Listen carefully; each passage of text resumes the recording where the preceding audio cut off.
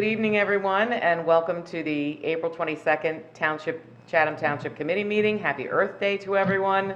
Prior to this meeting, we did have an executive session, so we're coming back into session right now. We had our roll call and the adequate meetings notice already read, so we will go right into our flag salute. Greg, if you could put up the flag.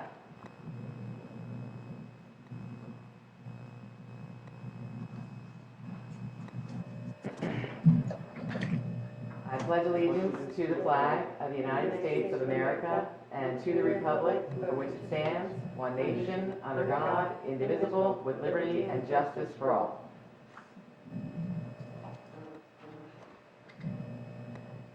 Thank you, Greg.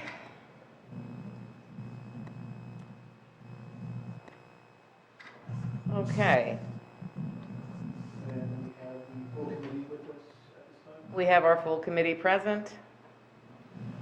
Bob is joining us remotely from somewhere in Sorrento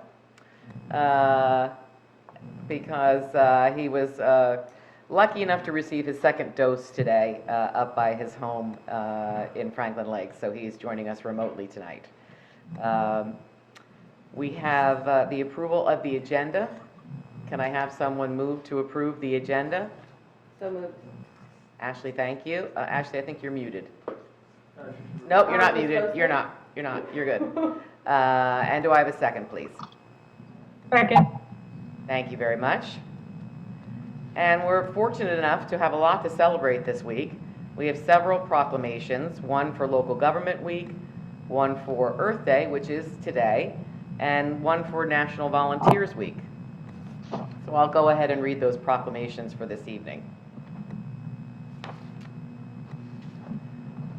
For Local Government Week. Whereas local government is the government closest to most citizens and the one with the most direct daily impact upon its residents. And whereas local government provides services and programs that enhance the quality of life for residents, making their municipality their home. And whereas local government is administered for and by its citizens and is dependent upon public commitment to and understanding of its many responsibilities. And whereas local government officials and employees share the responsibility to pass along the understanding of public services and their benefits. And whereas New Jersey Local Government Week offers an important opportunity for elected officials and local government staff to spread the word to all citizens of New Jersey that they can shape and influence this level of government. And whereas the New Jersey State League of Municipalities and its member municipalities have joined together to teach citizens about municipal government through a variety of activities. Now, therefore, I, Tracy Ness, Mayor of the Township of Chatham, proclaim as follows. Section 1, that the Township of Chatham encourages all citizens, local government officials, and employees to participate in events that recognize and celebrate New Jersey Local Government Week, which is this week, the week of April 18th through the 24th. Section 2, that the Township of Chatham encourages educational partnerships between local government, schools, community colleges, other institutions of higher education, as well as civic groups and organizations to ensure that all citizens understand their rights and responsibilities so that they're able to participate in our democratic republic. Section 3, that the Township of Chatham supports and encourages all New Jersey local governments to actively promote and sponsor New Jersey Local Government Week so that civic engagement and participation in government, which was a key tenet of our Constitution and the reason that 245 years ago our founding fathers sought to form a more perfect union, remains as true today in the 21st century as it was back when our Constitution was first adopted. So that's in years past. What we're supposed to be doing in non-pandemic world is hosting a series of events and educational opportunities, like spending the day with the mayor or coming in and being part of a meeting, or doing all these other things we really weren't able to do in pandemic world this year. But hopefully we'll be able to start that process next year. And today is Earth Day. Whereas on April 22nd, 1970, millions of Americans came together to celebrate the first Earth Day. Whereas America rose to meet the call to action in the months and years that followed the first Earth Day by passing the Clean Air, Clean Water, Endangered Species, and Marine Mammal Protection Acts, founded the Environmental Protection Agency, and ignited a spirit of stewardship that has driven progress for over 4 decades. Today, our air and water are cleaner, pollution has been greatly reduced, and Americans everywhere are living in a healthier environment. Whereas while we have made remarkable progress in protecting our health and our natural heritage, we know that our work is not yet finished. Whereas we work to leave our children a safe and sustainable future, we must also equip them with the tools they need to take on tomorrow's environmental challenges. Supporting environmental literacy and a strong foundation in science, technology, engineering, and math for every student will help ensure our youth have the skills and knowledge to advance a clean energy economy. Now, therefore, I, Tracy Ness, Mayor of the Township of Chatham, do hereby proclaim April 22nd, 2021 as Earth Day. I encourage all Chatham Township residents to participate in programs and activities that will protect our environment and contribute to our healthy and sustainable future.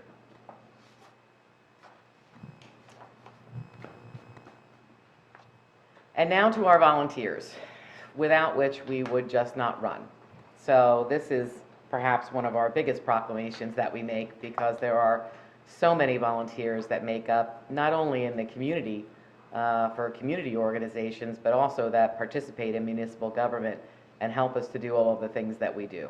And for that, we are very grateful. So a proclamation for the Volunteer Appreciation Month.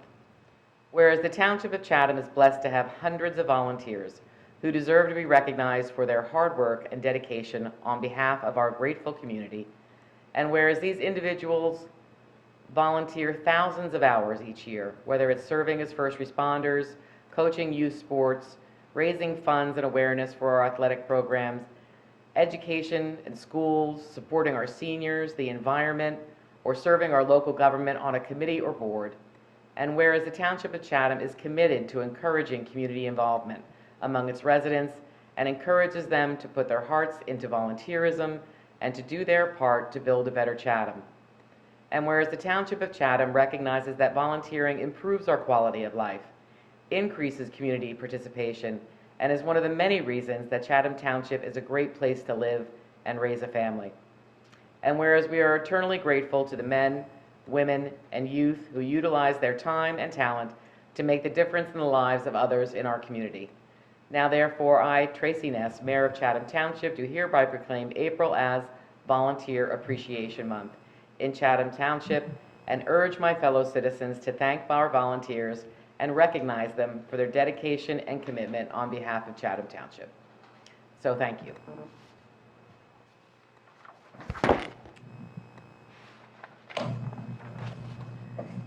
And now we're going to move on. Do we have Karen coming in? Okay, terrific. Tonight's, Both Karen and Andy Hollander who oh, both Karen and Andy, terrific. Hi Karen, we see you. Hello. Andy's coming in. That was easy. Hello, Andy. Hi. How are you? Tonight we're going to have a report, our annual report from the Library of the Chatham. So I'll turn it over to both to you. Thank you so much. I'm going to go ahead and share my screen.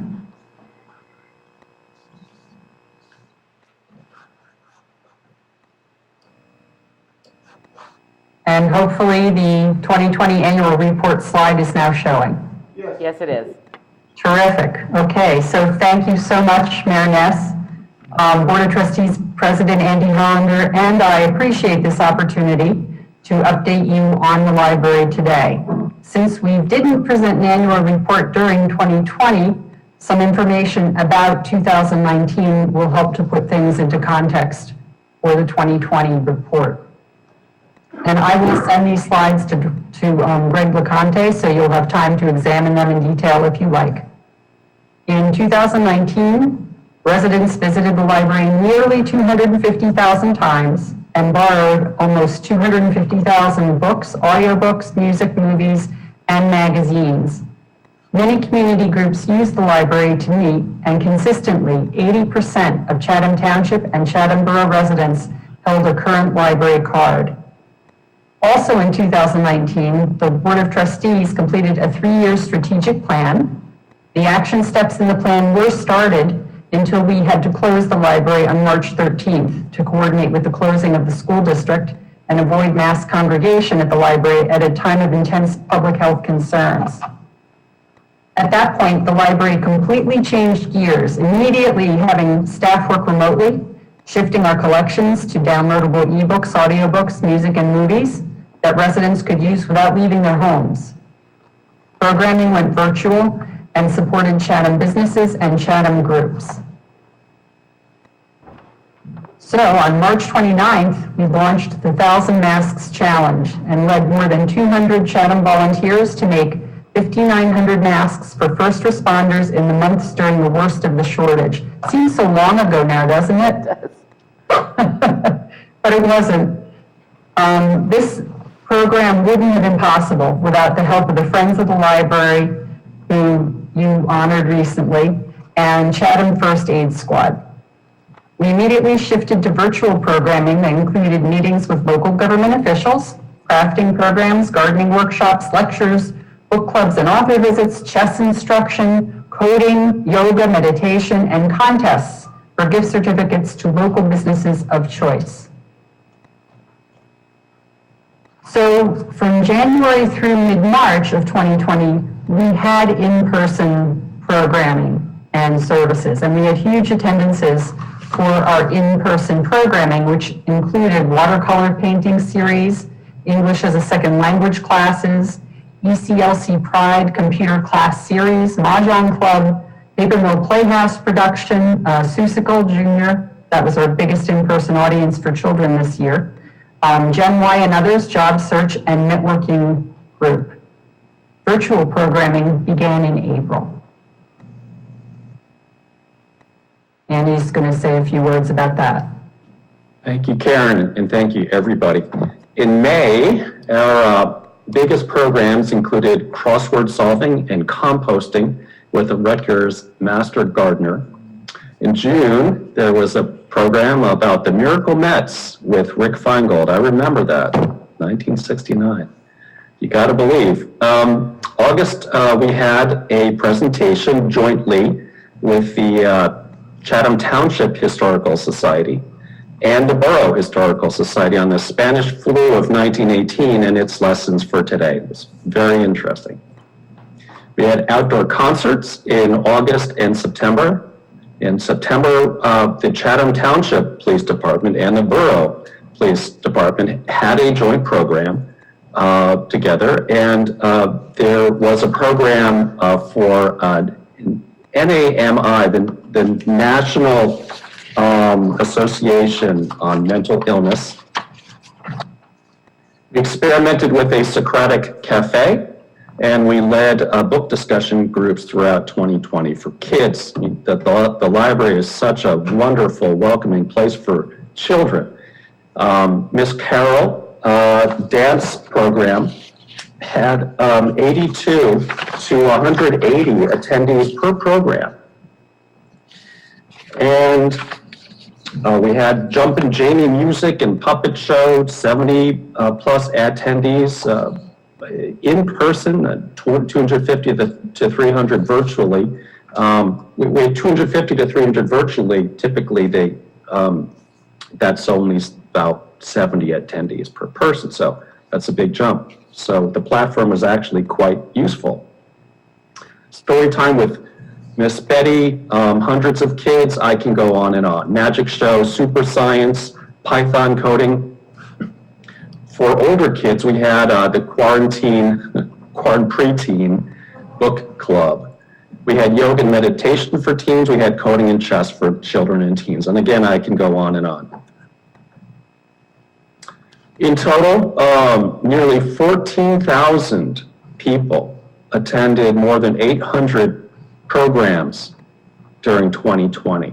So that's about a 60% utilization rate compared to 2019 attendance. So although we certainly wanted to welcome them into the library, we think that's a rather remarkable effort by Karen and her staff.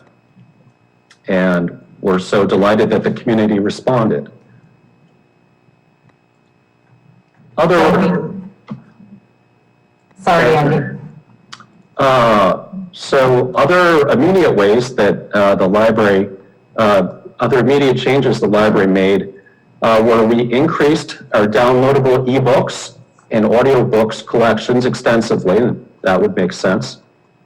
We supported the school district of the Chathams with a shared ebooks collection called eBooks for All, developed by school media specialists and managed by library staff.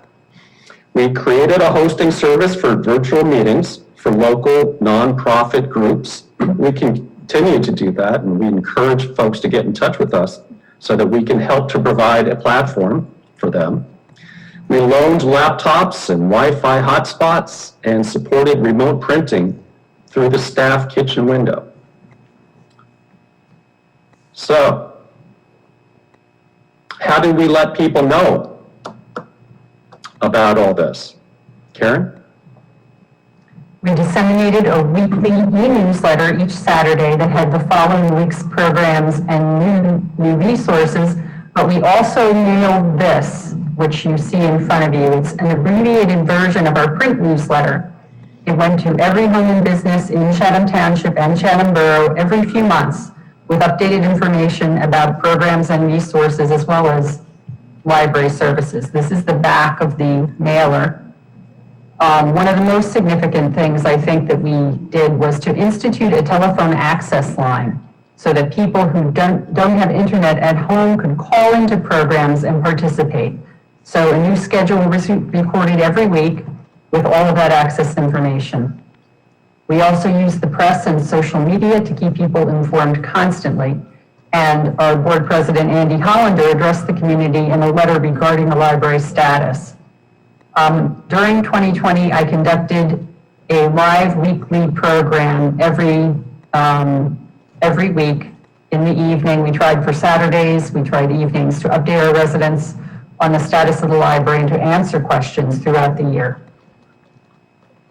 So our staff was permitted back in the library starting on June 17th, and we started library takeout service. In December, we provided library takeout of more than 9,000 books, movies, audiobooks, and music CDs to 1,160 residents. Took a little while for that to kind of get going and for people to understand how it worked. So December was, in 2020, our most productive month. This represents about 53% of our usual in-person volume. But in addition, people borrowed downloadable ebooks and movies in increasing numbers. We've purchased many more titles for these collections over those months to meet demand. During 2020, we lost 1 full-time and 3 part-time staff members who chose to stop working at the library, and we didn't replace them. It's been hard on the staff because the takeout workload is greater than serving residents in person, but so far we're managing it. At that point, people still missed being in the library, and we weren't quite ready to have everything in place to open to the public. So we started a virtual browsing service, which was available and still is available by appointment. Home delivery was added thanks to the Friends volunteers. And we ended 2020 with a total of 3,446 different individuals using just the takeout service, while compared to that in 2019, 4,982 people borrowed physical items. Our ebook statistics are not complete due to a consortium reporting glitch, but we do know that use burgeoned in addition to print, so we probably actually served more people in 2020 than we did in 2019. We serve 70% of our usual population segment with print materials, with physical materials. More than 25,000 electronic items were used by residents during that quarantine period. We can't count the programming and downloadable services in the same way, but we can state that they were much larger than usual numbers. I know that's a lot of numbers, but you kind of get the drift of it, that the library served a lot of people, and even though we were not physically open to the public. So in 2020, instead of our usual 80% of residents having library cards, 85% had library cards. So people were using the library who hadn't used it in the past. While doing all that for the public, internally, the library staff struggled with compliance with CDC guidance for the safety of staff in what was already known to be a difficult building. There's no way to improve ventilation without exacerbating a 3-year humidity problem seemingly caused by using the New Jersey Direct Install program to replace a number of HVAC units. The building was made as safe as possible for staff, but only the staff members needed for takeout services were a priority to work inside the building. Staff members worked remotely as much as possible and still do if they're not needed for takeout service. At the end of the year, the library finally received UV germicidal lamps for its ventilation system. They were installed in December after a 6-month period of being back ordered. By that time, virus rates had increased to the point where the library board opted to protect our ability to continue to provide library takeout services with healthy staff and decided to hold off opening the library to public browsing. We implemented virtual browsing by appointment with a librarian to give people a way to browse for books virtually. So you're at home, you want to browse the stacks, which is always a terrific thing to do. You could do that. A librarian would be there with her or his iPod, and you'd say, okay, make a left, go straight. No, what about that book? Can you go up, go down? So that's virtual browsing. And we did that during this time. It's time consuming for staff to do that, but it's a great option that we'll probably keep even when things go to the new normal. In early March of this year, our high-density heating system filters finally came in and were installed. Those are MERV filters. They're MERV 13. Those are really high-quality filters that filter out even very small particles. And so the library now met CDC minimum recommendations to allow visitors inside the building. The library, and that's what we have been doing ever since, limited public, the public can now come inside the building by appointment. We're very pleased about that. So the library continues to comply with all recommended protocols to keep residents and library staff safe. Friends book sale. It didn't happen in March 2020, and a lot of people were sad about that. If you've never been to a library friends book sale, it's one of the most positive experiences you can have in our community.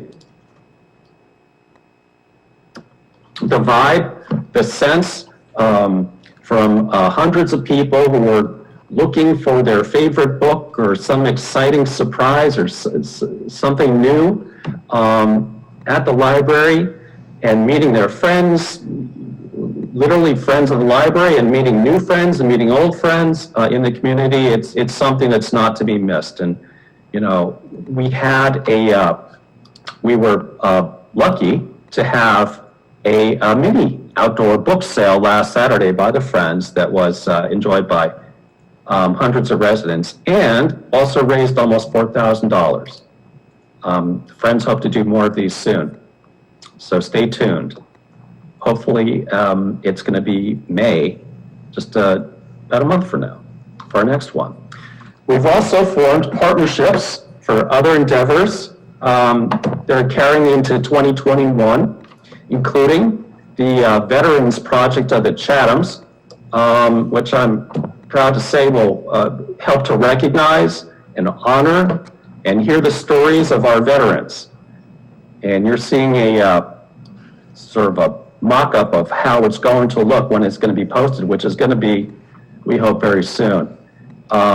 Be hosted on the library website, and we have some folks who are veterans who are contributing, including Tom Salvis, Vice President of the Library Board, Kevin Sullivan, from the Township. Also from the borough, we have Jack Conlon, who is was formerly a fire commissioner, and his wife Diane Conlon, who is a leader in the Borough Historical Society. So we're very pleased about that. It's yet another way that the library can be a bridge that brings everybody from our communities together to unite, to connect, to build. It's both the borough and the township, people from of all ages, from toddlers to seniors, people from all backgrounds and persuasions. So that's what the library is. It's a bridge that unites us. We're very proud to host the Veterans Project of the Chathams as one of the ways that we do this. And we look forward to doing other projects as well. And of course, I would be remiss if we didn't welcome committee member Mark Hamilton to the board. He joined us in January. Thank you, committee member Hamilton. We're fortunate to have you. And we also have Christina Mott from the township. So Ms. Mott as well, we're very pleased to have in our group. So what you're seeing here is one slide of many, and it's between September of 2019 and September of 2020, 1,120 donors made generous gifts to the library, 1,120, including to our Bridging Space to Place project. So this is the start of an 11-page list of donors. We can't show you them all. It's a high-class problem that we cannot show you them all because that's one of many pages. And we're so grateful for people who contribute to the library.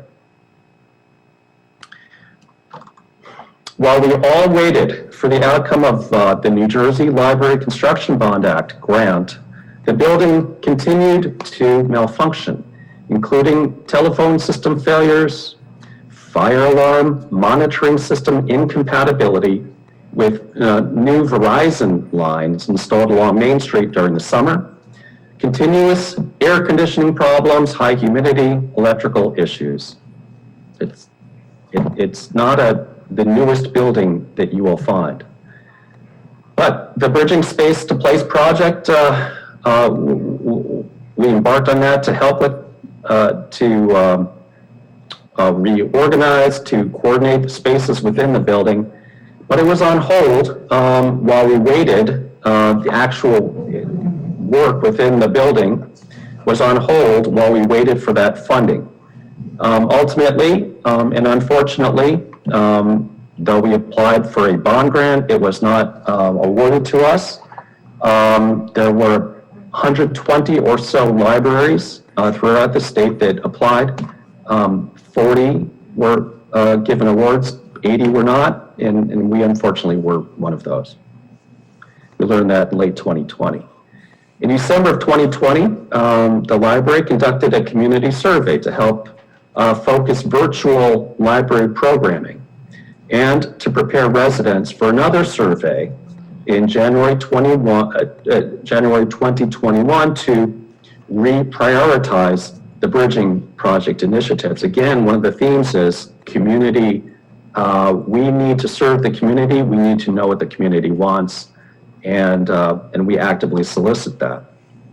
So, where are we? Right now, the board is integrating what our residents told us they want and what they like and what they would like to see improved, along with whether to restart a fundraising campaign in order to afford all of it. So the board has a choice right now cut the project in half from its $4.9 million estimated amount, and leave the infrastructure somewhat unaddressed, or raise more money. And we should be aware that every year construction prices increase. So the board is doing three things in parallel.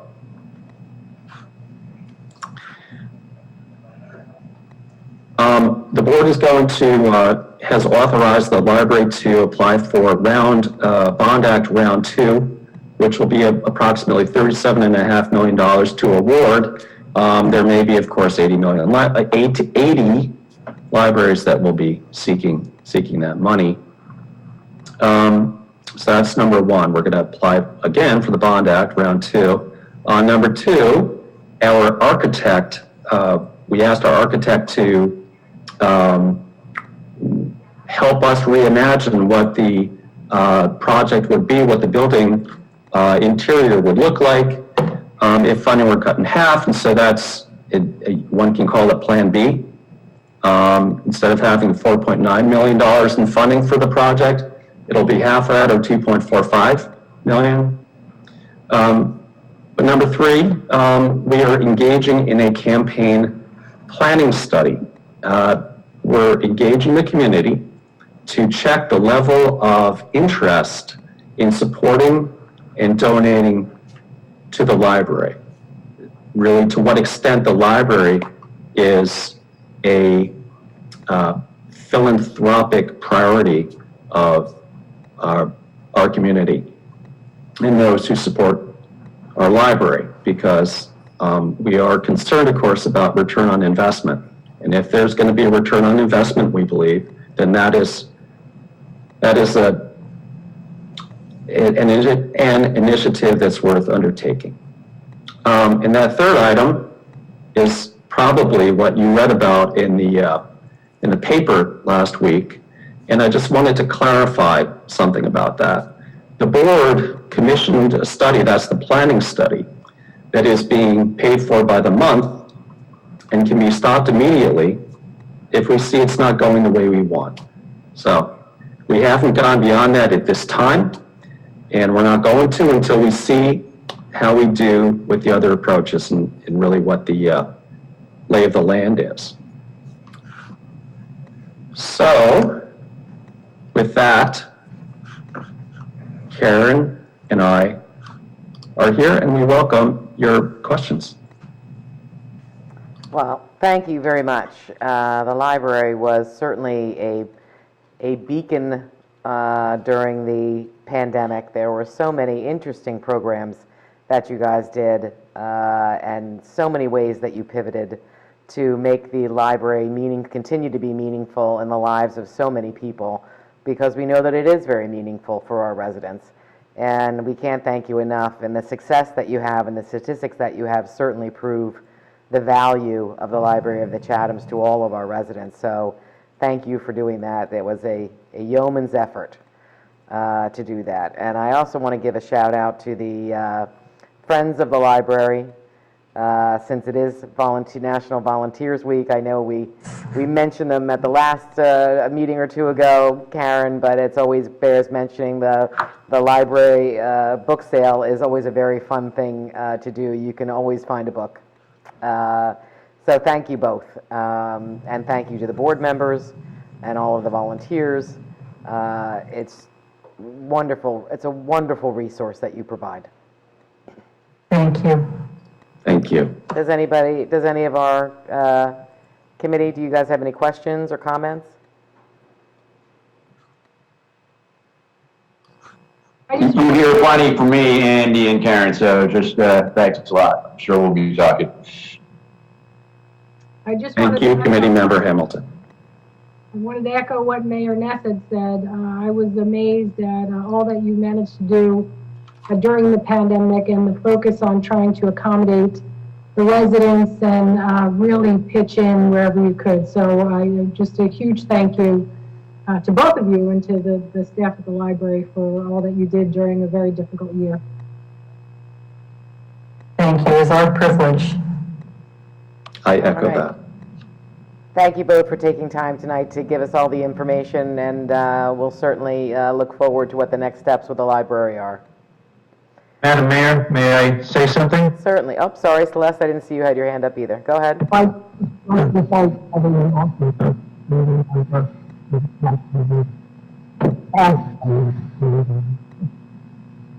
Couldn't really hear you. I just wanted to thank everyone again. Thank you. Bob, go ahead. Good. Thank you, Madam Mayor. I just wanted to let the Township Committee and those that are watching know that, you know, the library staff has done a yeoman's job, and I want to commend Karen on a monthly basis, and sometimes it's more than a monthly basis. She and Steve Williams and I, we speak and we try and problem solve together, and it's you know, it's something that's been that we've developed over time, but it's we try and focus on the common problems that we have. So you might have seen me grimacing when Karen was talking about the telephone failures, because that's something that we have experienced, and we've talked about the HEPA filters and things like that. But it's just you know, they really have done a very good job of problem solving and serving our residents. So thank you to everybody from the library, and I look forward to our next problem solving conversation, which is coming up soon. Thank you. And we are very grateful, Mr. Hoffman, for all you do and for your problem solving and for your ideas and for that. We appreciate it very much. So thank you. Okay, till we meet again. Good luck. Stay well. Thank you for everything. Thank you, guys. Be well. And now we're going to move on to committee reports. Mrs. Please. Okay. The Colony Pool Committee encourages all residents to come join the fun. Your friends and neighbors are already in. The Colony Pool Club has record-breaking registration to date this year. This means that there's always a friend to make or reconnect with at the club for you and your children. Take your spot among shady, mature trees in gentle summer breeze. Or find fun in the sun on the beach and some warm weather adventure. Less than 8 days remain before the lowest rates of the 2021 slip away for good. Sign up on Community Pass. Terrific. Thank you. Mr. Hamilton? Well, in the interest of saving time, I'll defer to the library, very informative library presentation. The Business Development Committee had a second meeting, and it's my understanding that they intend to announce in the near term a plan to begin working on a quote-unquote official directory of local businesses, but it's in the planning stages. That's going to be one of their first projects. And Mrs. Fondaco and I met with Mr.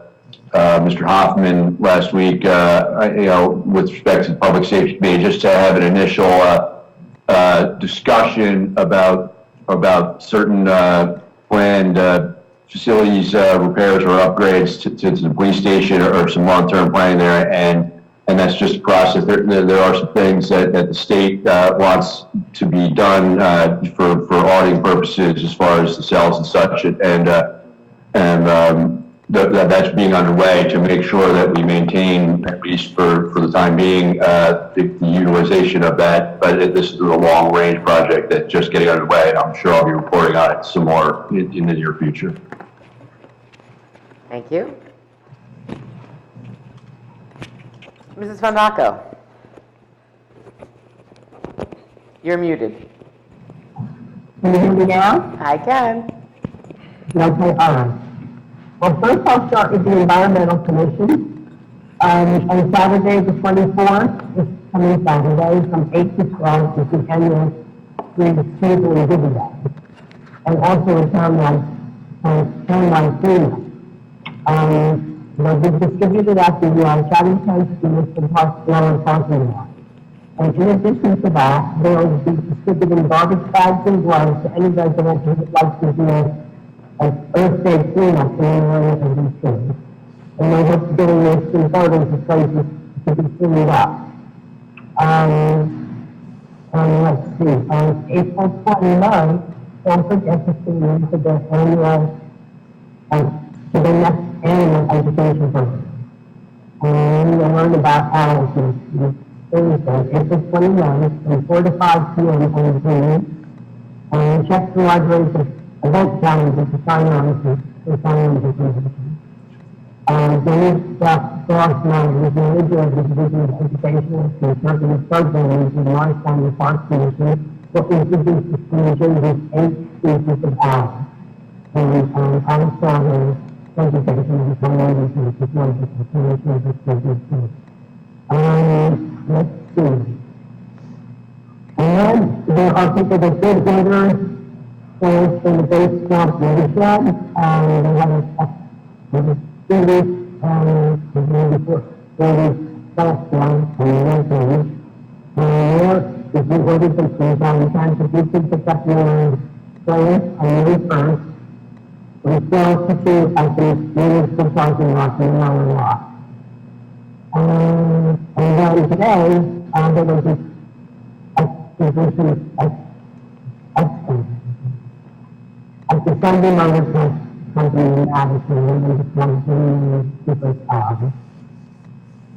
Like the song, very like the song. So there was a lot of people who wanted to see that. That's it for the Environmental Commission. Today also the Senior Citizen Advisory Committee, and the 6th meeting of grants for senior bus standards. The senior center will have a garden tour on June 6th, and tickets to be purchased on the website. And this coming Saturday, they will sponsor a paper shed here at the county middle school from 9 to 12, and then the structure stand up. And then some good news is that the Fish West Festival is being planned for this year. It will most likely take place in the fall at either next September or next September. And the food bank is celebrating 1 year's anniversary. I just haven't told you the historical society. This Sunday, the program is about the state living in the child. You can check out the Facebook page or the website for more information. And on May 1st, they will be participating in Celebrating the History and self-reading of outdoor displays at the end of the stand. As notable women's challenge, as well as the wonderful people who live in Spain. And stage. Oh, that was a lot. Thank you, Celeste. Deputy Mayor Ewell. Hello. So in celebration of Earth Day and the National Volunteer Week, I was able to attend a couple of events today. At the library, we honored Helen and John Gardner today for their 3-season gardening for the last 18 or so years of the library grounds, which is just amazing. And it's always a joy to see how beautiful it is when you walk into the library. It really is a source of pride. So thanks to Helen and John Gardner for all their efforts over the years. Very much appreciated. I also had an opportunity to go to the tree planting that JCP&L held on our hillside trail. And I didn't realize it's, for the most part, it's volunteers, about a dozen people, JCP&L employees, and they have a couple of paid volunteer days. And the folks that were there, it was the Women's Leadership Program, elected to plant trees in Chatham Township, which was really nice. So they're up on the hill. If you happen to see them there, just be careful. They're going to be protected. I believe Jess is on the line also. She was there helping to plant the trees, and I believe her Girl Scout troop is going to help to make sure they thrive. So thank you to all those volunteers as well for that effort. There's been too many trees coming down, so it was really a pleasure to see some trees that were being planted. Yesterday I attended the Morris County League of Municipalities quarterly meeting, and our Congresswoman Mikey Sherrill was on the line, provided a number of updates, but I wanted to make sure our residents knew about a couple of things. Our small businesses The New Jersey Economic Development Authority is beginning their Phase 4 Small Business Emergency Assistance Grant Program. They'll be giving out grants up to $20,000 for small businesses and for nonprofits.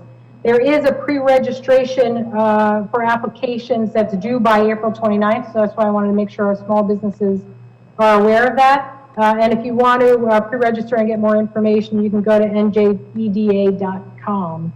Congresswoman Cheryl also talked about there's going to be a telephonic Veterans Claims Clinic on April 30th from 9 to 5 to help our veterans with benefits issues and claims issues.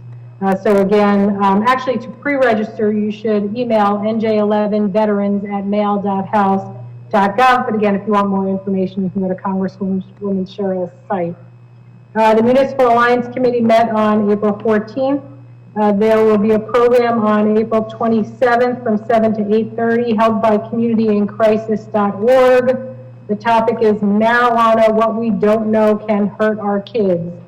With, the legalization of marijuana and as it slowly becomes a part of our reality, there's just been a lot of programs on how we can make sure to continue to have prevention programs relative to abuse and relative to underage use. So if it's something you're interested in, there's definitely a program out there. But April 27th, there will be this program by communityincrisis.org. And a couple of other things, but nothing of importance, so I think I'll wrap it up there. Thank you very much. Okay, I'm going to segue into the mayor's message. It is Earth Day, and it holds a special place for us in Chatham Township, given our wonderful history of environmental stewardship and all of the work that we do on behalf of the environment. It's really a hallmark of our community.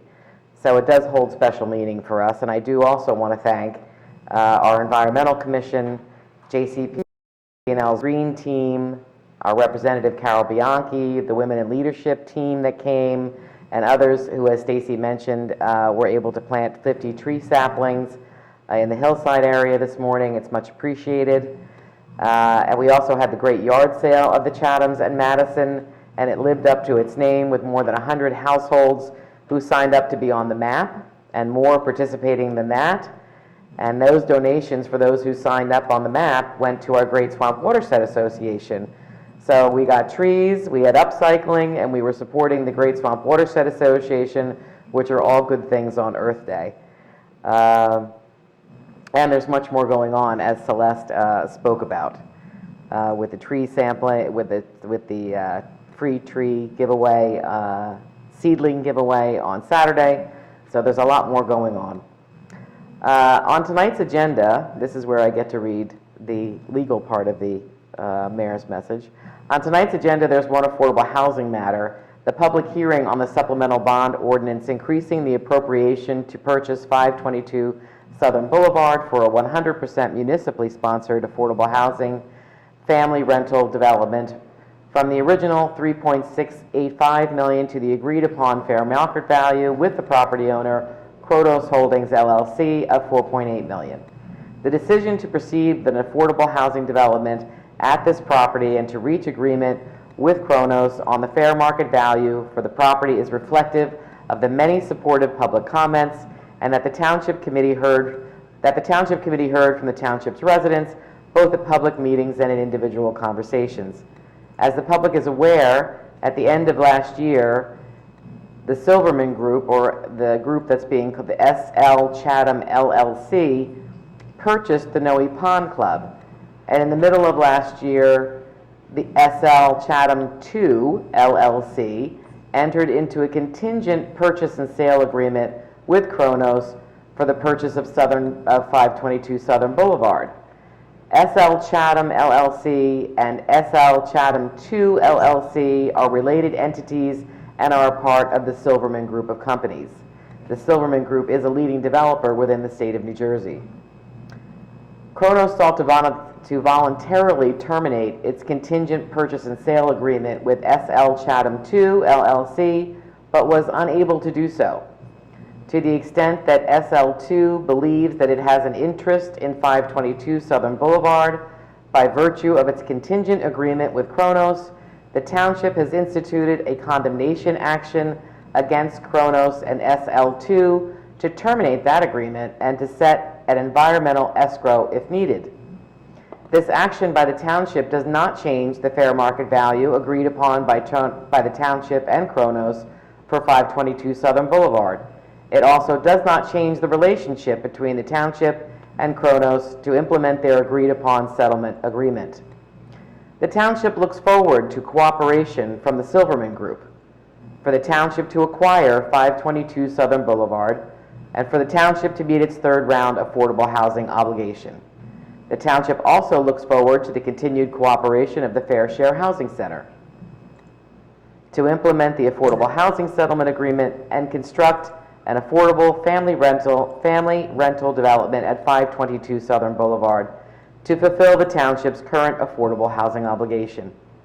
The township believes that with the expected cooperation of the Silverman Group and the continued cooperation of Kronos and the Fair Share Housing Center, that there will be an overall benefit to the township community.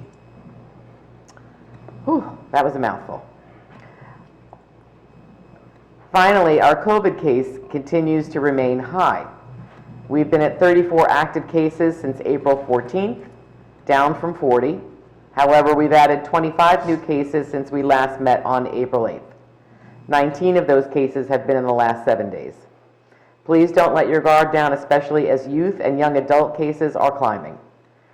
In trying to discern these numbers, close to 60% of the new cases were those in the age group of 29 and younger. So now that 16 plus and can get vaccinated, and if you're inclined to do so, which I hope you are, please make an appointment and let's help stop the spread. The Diversity Committee met and is pursuing a multicultural outdoor band concert for sometime this summer. The Community Advisory Group for the Rolling Knolls landfill met, which we'll have a discussion on with Carl Woodward shortly. And last but not least, as was mentioned, the Senior Center fundraiser paper shred event is this Saturday from 9 a.m. to 12 p.m. at the Chatham Middle School. Get rid of your old documents and help the Senior Center fund its programs and services. And Saturday is also DEA Prescription Drug Take-Back Day. You can drop off unwanted or expired prescriptions to a uniformed police officer at the CVS on Shunpike from 10 a.m. to 2 p.m. So now on to our professional reports. John Rushke, do you have anything to report? Yes, Mayor. Just the Hillside Trail, the contractor has started and he is progressing quickly. So I would anticipate within the next 2 weeks, I would suspect he may be substantially complete. The price that we got from the bid was very competitive, and in fact, we're not utilizing the entire grant amount that was allocated to the project. So I am looking at possible other improvements, other additional clearing. As you know, there's a lot of debris that's been falling down from some major storms. And so I'm going to see if the county will entertain a change order for some additional work that would be funded under the grant. So I may come back with a change order, next meeting, but we shall see. Other news, the PSC&G, they are paving several roads where they installed replacing gas mains. They're paving Longwood, Williams, and Chandler. Longwood they're only paving half the road where they did their main replacement, so the other half, particularly in Longwood, does need to be repaved. So I will be working with the borough because on Longwood, the upper portion actually is half in the borough. So if we're going to pave the lower portion, it just makes sense to coordinate with the borough so the entire road. So, we just work that out. Before you move off that topic, would Whitman be included in that? Because that's such a narrow little road, and I think they were only going to pave half of it. Do we work that out, that they're going to pave the whole thing? Well, initially, I did want them to, first I pushed them to pave the whole thing, but they would not agree to that. Our ordinance doesn't require that, so, they're only paving half. And I did approach them to see if they would be willing to, for example, on Longwood, if they would just do the lower half and then leave the upper half that for the future, and we could do that together, so it doesn't look like it's a patch down the center half of the road. But they didn't entertain that. I kind of pushed it, and so Bob and I are going to have to just push harder next time to kind of get them to agree. Other utilities have accommodated those requests, the water company, New Jersey Natural Gas, and other municipalities. So we just need to get PSCG on board regarding, some cooperation in that fashion, because people do get upset. We get complaints all the time. Why join half the road? And so, to, explain to the residents of why only half the road was paved. But, we can follow up, and if we can do when they follow up, they can heat up the joints so that there's not a, excessive crack down the center, and so we can accommodate, we can fix that. But still, it's just, I know it's an annoyance to the residents to have to see only half the road paved, when obviously, how long would they need the whole road done? Right. So we just get that. We'll follow up with that. Are any of those roads on our road paving schedule? Longwood was. So, we're getting half the road paved for free, so that's a good thing. And in fact, the portion that they paved, they're paving the entire, one half of the road, and the upper portion, that one half is Township. So they're paving, a good portion of our road. Just the lower half is not being done, which is unfortunate. Thank you. And just an update on Dixie Dam. They are working diligently to complete the lower detention basins, which is critical for their stormwater management plan, because the lower basins is essentially, that's the they're detention basins, but during construction they're acting as sedimentation basins. So any mud coming off the site goes into those basins. So it's critical that they get those online and get those completed as soon as possible, so that we don't have any, off-site impacts associated with that development. They will be bringing fill on site soon. If you recall, during the hearings, I believe it's about 40,000 cubic yards of material that they're going to be bringing in. It's a very substantial amount.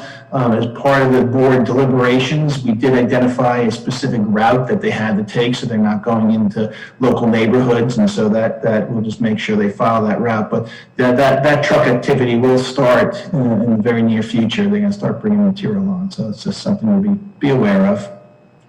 And that's all I have. Thank you very much. You're welcome. Greg, do you have anything? Luckily, I have no report tonight. Thank you. Bob or Albert, who wants to go first? Madam Mayor, I'll go first. Beyond the comments that you made regarding affordable housing, I have nothing else. Thank you. Thank you, Albert. Mr. Hoffman. Thank you, Madam Mayor. I have a brief report tonight. Since it's spring, it's time to go out to bid for snow plowing services. So there's a resolution on the agenda for that, so that we can be ready for next fall, so that we can have a contract in place for September, and we would have the option to go out for up to 5 years. This is to supplement our DPW crews in times when they need extra help for snow plowing. We're also out for a rebidding of the Colony Pool concession stand, and the revised bid is due back by Thursday, May 6th. So there may be some additional news or good news about Colony Pool coming up at a future meeting.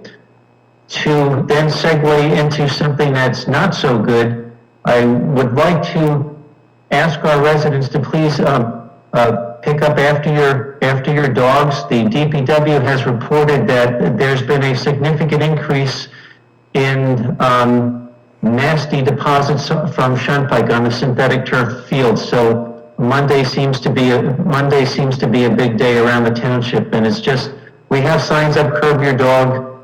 Please don't let your dogs run out on the synthetic turf field, and just be conscious and be be thoughtful of your neighbors and pick up after your dogs, please.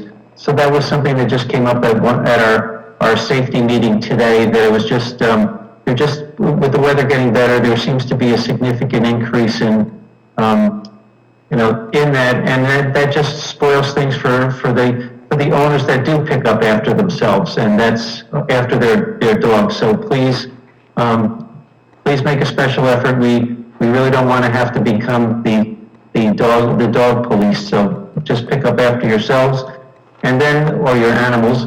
And then to end on a positive note, we are receiving a credit from the New Jersey American Water Company for fire hydrant rates. It's it's a credit of about $1,000, but it's everything is significant, and this has to do with a reduction based on one of the recent federal acts. So we will see a credit on our bills, and that helps overall. And then we are also continuing with our audit of our utility bills, water and electricity, going back several years, and we'll have some more reports about that over the summer.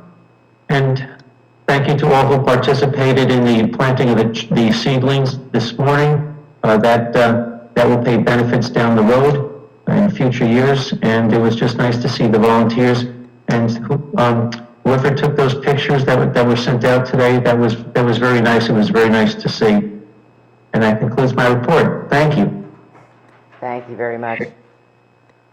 I do have one item that I apologize for not putting on the agenda. And if you will all allow me, that we do have a mayoral appointment. Do I have to amend the agenda, Albert, to do that? No. It's a mayoral appointment, you just announced it. Thank you. We did have one of our planning board members resign due to work commitments, Salil Sheth. Thank you very much for all of his years of service, but I understand when you increase some of your responsibilities, it doesn't become possible to volunteer anymore.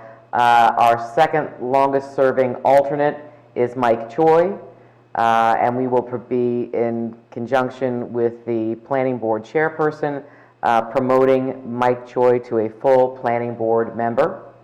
This will leave an alternate position open on the planning board, and so we'll put that out on the website and on our Facebook page that you can apply, send in a leadership form if you'd like to apply for an alternate position on our planning board. That takes care of that. And now we're going to move on to a discussion item that we have. We've moved up to the top, which is on the Rolling Knolls remediation plan, which is really just basically more on Rolling Knolls. What had happened, we're going to have our attorney, Carl Woodward, who was our previous township attorney for many years, who has been on this topic for more than 20 years. There was recently, I believe it was on Tuesday night, a community advisory group meeting. A community advisory group was formed as an official part of the Rolling Knolls process. The group has been meeting for since 2018 now. And we have representatives sitting on not on the community advisory group, but I am the liaison for the Rolling Knolls Superfund group and had previously sat on the community advisory group. There has been the release of a feasibility study that talks about some remediation efforts that we can consider as a community and other groups, interested groups, can consider. And I'd like for Carl to kind of give us an update as to where we are now. Carl, stage is yours. Yes. Thank you very much, Mayor. I really appreciate the opportunity to appear before you. This is the purpose of my appearance is to update you on and to report to the board on the activities that have taken place recently. As you know, as you mentioned, there was recently a CAG Zoom call, which was attended by a large number of people. It was on April 14th at 6 p.m. Ran for 2 hours, and there were 8 representatives of the United States EPA, which is the agency responsible for making the determinations as to which remediation plan is going to be acceptable and implemented on the site. They sort of tag teamed it. Each person had a different area of expertise. This landfill was created back in the 30s. It was terminated in terms of its operations back in 1968. It lay unused ever since. It was declared a Superfund site in 2003. Field work began being performed in 2007 and has gone on through 2015. That has all resulted in the preparation by the PRPs, the PRP group, potentially responsible parties, consists of Chevron, Novartis, I was going to say Ciba-Geigy, but they became Novartis, and AT&T. So those three companies have undertaken the lion's share of the work here in terms of doing the sampling and analysis of the site and preparing through Geosyntec, their consultant, the remedial investigation feasibility study. It's also known acronymically as RIFS. The RI part of it is the analysis of what's there and what sort of hazardous materials there are and that sort of thing. The feasibility study is to come up with suggestions as to potential remedies. The document right now, as has been circulated, is in draft form. It's not final. The EPA representatives made that very, very clear. They have a ways to go, but they've been meeting regularly with the CAG group and made this big presentation tonight. One of the major concerns was, well, how soon is this going to be finalized? Is there going to be a public hearing? When's that going to take place? And what about any potential input from the Fish and Wildlife Service, Great Swamp National Wildlife Refuge? Overall, they responded to those questions saying that they estimate, and this has gone on for a long time, so we're not sure how long it's going to be, but they estimate they'll have the final draft feasibility study sometime late spring, early summer. They also estimate that toward the middle to the late summer, they will have what's called a 30-day public comment period. And during the middle of that, they will have a public hearing. People will be able to provide their comments, both written and in oral form. That 30-day period can be extended to 60 or 90 days or even longer, as the case may be.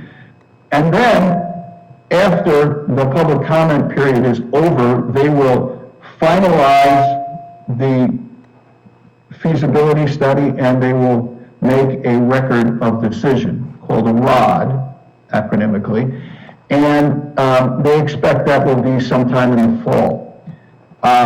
Once that happens, then there is a design of the actual remedy that they select. They have a number of remedies selected, or I should say identified, and those remedies include partial capping, complete capping, and a variety of things in between.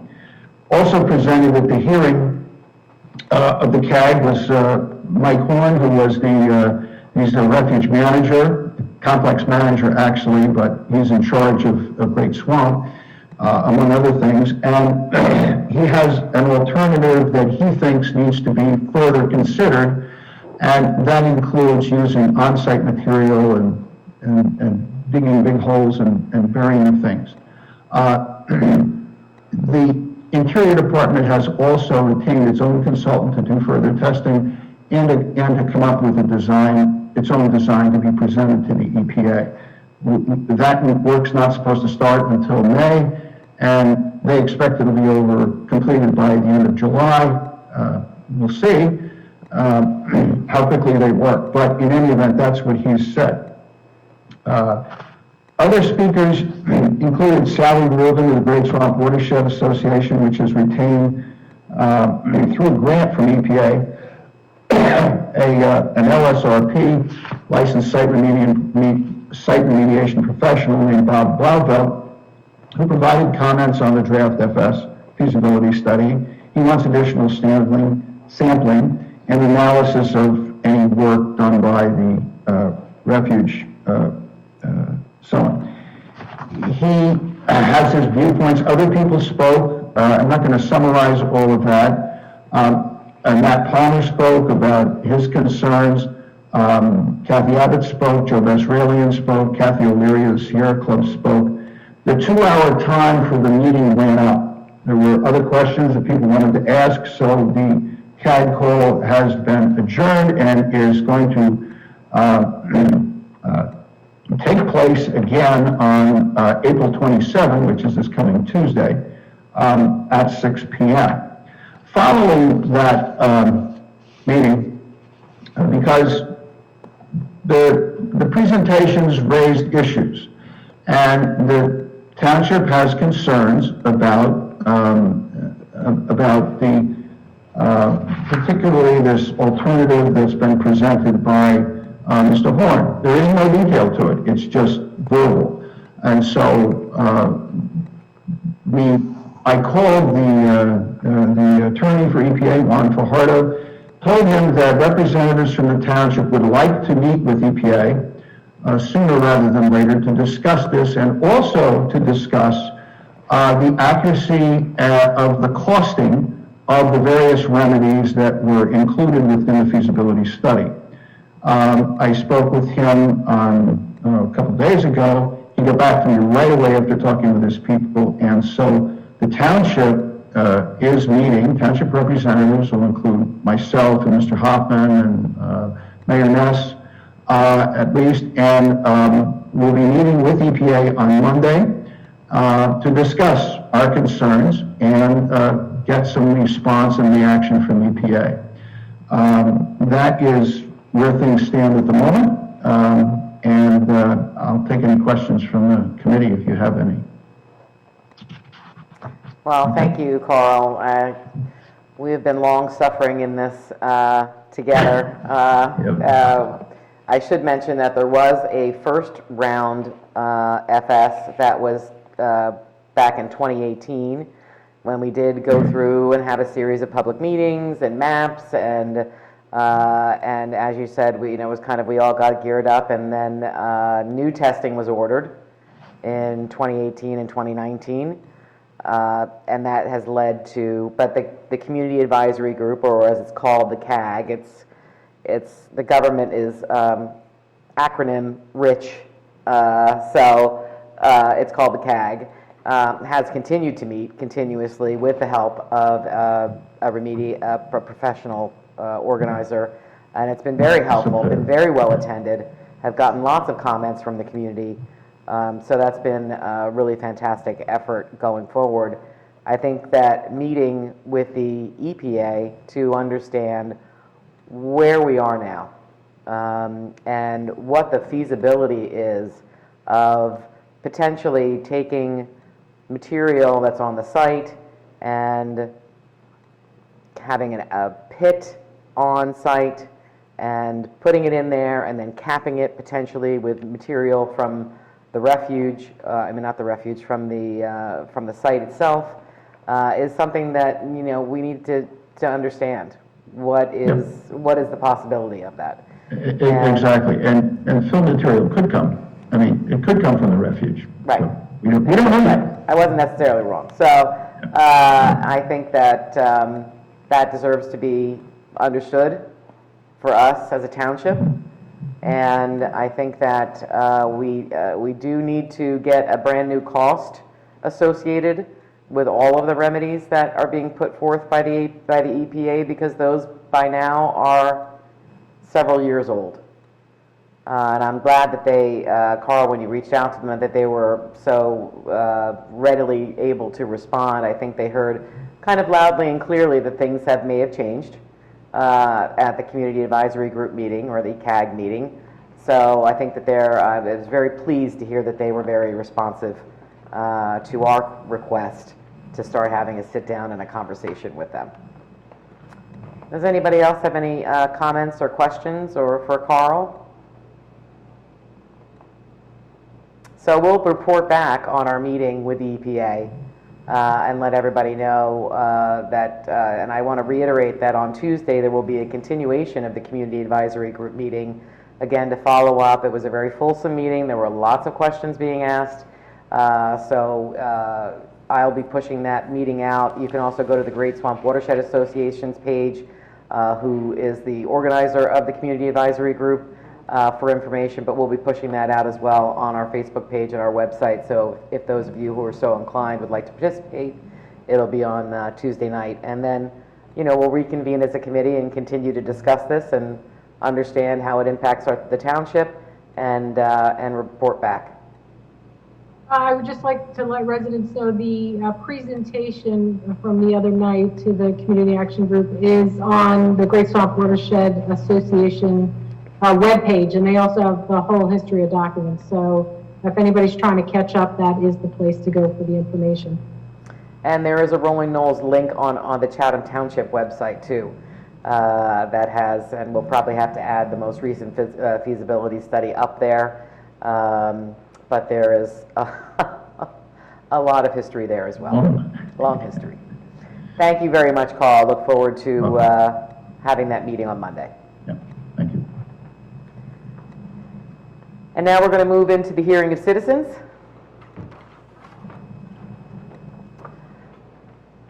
Because of the public health emergency declared by the governor's executive orders, this meeting is being held remotely as a virtual meeting. If you're watching via cable TV, Comcast Channel 29 or Fios Channel 26, you can participate in any of the public comment sessions of this meeting by dialing in to any of the phone numbers which are listed on the agenda and will be shown on your TV screen.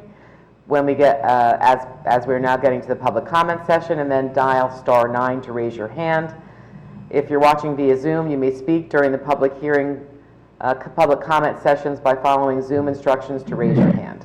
When you raise your hand and are recognized, please say your name, spell your last name, give your street. You do not need to give the number. All public comments will be limited to 5 minutes. And rather than take any of your time answering questions, we'll wait until you finish speaking before responding. We have 2 public comment sessions on tonight's agenda. Each member of the public will be limited to 1 comment of up to 5 minutes during each of the public comment periods. Written comments submitted to the township clerk before 3 p.m. will be read during the public comment session. Written comments are subject to the same guidelines as oral comments, namely each comment is limited to 5 minutes. And each person can only make 1 oral or written comment per public hearing. Duplicative comments may be summarized rather than read in full according to the guidelines issued by the New Jersey Division of Local Government Services. And on to public comment. Craig, do we have anybody in the audience this evening? We do have a few hands raised. We do not have any written comments, so we'll forego that. Thank you. So I will go to our first raised hand, which is from Sally Rubin. Sally, if you could unmute, state your name, what street you live on, and you have 5 minutes. Let me just double check. Can you guys hear me? Yes. Yes. Okay, thanks. So Sally Rubin, R-U-B-I-N. I am the Executive Director at the Great Swamp Watershed Association. And as Mayor mentioned and Mr. Woodward, I chair the Community Advisory Group for the Rolling Knolls Superfund. Thank you all for so many of you participating in the Community Advisory Group meeting last week. It was truly wonderful to see so many interested residents and officials. I have been led to believe that the EPA values most highly the municipal comments on any proposed remedy at a Superfund site. And as of now, there is a letter on record from the Township Committee officially preferring a particular alternative. I believe that was alternative 3, and that letter was from December of 2019. I think a lot more information has come to light since then, and I know there are new members of the Township Committee since that time. So I really encourage you to send a supplemental letter so that there is a document on file with the EPA in which you perhaps either don't express any opinion on a remedy yet, or consider expressing an opinion in support of that alternative 5, which is what I think you guys were just talking about, which is using fill from on-site, which to cap the entire property, which would drastically reduce the number of trucks up and down Britton Road, and then also considerably reduce the cost, making it a much more desirable remedy than has previously been discussed. But I am very concerned that if the EPA issues its preference on a remedy shortly, all they have right now is that you've got a letter on file expressing a preference for alternative 3, and that is most definitely not the CAG or the Fish and Wildlife preferred remedy. I'm a little concerned that you didn't have a public discussion prior to issuing that letter, so I'm asking you at this point to consider sending a supplementary or amending letter to the EPA before they issue their preferred alternative. Thank you. Thank you, Sally. Do we have anyone else? Yes, next up is Joe Bazrellian. Joe? Yep. Yeah, thanks. Thanks, everyone. Joe Bazralian, Fairfax Terrace, Chatham, Basralian. First, I wanted to give my Happy Earth Day. My Earth Day highlight was going out to the Hillside Trail property that Mr. Rushke, Mr. Hoffman spoke about. And the highlight was that trail that you guys, the professionals, won the grant for and are overseeing, looks like it's coming along awesome. Yet, just like Mr. Rushke said, the crews are doing their work, but as you go through there, and I walked the trail, and the gravel's being put down, it's beautiful in there. Yes, it was a beautiful day. Yes, it was Earth Day. Yes, I wasn't at the office, so it was going to be beautiful anyway, but it's gotten longer since they first sketched it out. You do feel that there's some remote natural areas, and there's great views. And I talked with the crew for a while as well, and I just want to say that was a real highlight of my day. So I can't wait to see how it proceeds, and that was exciting. So thank you to those of you, Mr. Rushke, Mr. Hoffman, other members who've been involved in that. That's exciting, and it's also a message to the community that when it opens, I think you're going to love it. I would also add a comment about rolling knolls. Since the Township committee did not have any public discussion prior to writing that recommendation letter asking for option 3, I am a little concerned that now you're having another meeting with the EPA, Mr. Woodward, who understands this inside out and whose opinion is highly regarded and whose opinion I highly regard. I would feel there should be public discussion and preferably a written statement of what the township is going to be telling the EPA. We could call it a lack of transparency. Maybe it was nothing was done wrong, but it certainly wasn't transparent that there's all these community action group processes going on, and this letter came out for option number 3. Now you're saying you're going to basically do the same thing and go in and have a meeting expressing concerns and other opinions. I feel that the right thing to do, given how many people have invested how many hours in this process and how it affects everybody in the township, I feel that my question is, would you please explain what your preferences and positions are going into that meeting? Because certainly there have been opinions that other members of the township have expressed, and I feel it should be an open dialogue. One thing that no one has said yet is that we want the site to be open to the public after it's been remediated. That should be an extremely high priority. Everything that I've seen from these options is that there'll be gates with basically it's a skull and crossbones keep out gate. And that does nothing to enhance the township's experience, does nothing to enhance the property values on Green Village Road. The other thing I haven't heard about publicly from the township yet, despite going into a meeting next week with the EPA, is we don't want as many dump trucks as any of those options call for. If we can use on-site material to safely consolidate and cover what's there, we can have way fewer dump truck trips. And that's a consideration. So I really would love to hear more, and this is where I'll end. I feel it is really the duty, I think, of the Township Committee before having another meeting with the EPA, which basically overwhelms the input of all these people working in the community. Actually, we'd like to know what you're going to say and ask and what your specific concerns are. So I'll leave it there, and thanks for your consideration. Thanks, Joe. Carl, would you like to weigh in on some of the questions that Joe asked? Sure. First of all, there's no final decision been made on anything by EPA at this point. And as a result of the conversation that we had with the CAG, at the CAG last week, it's important for us to have further discussion with EPA.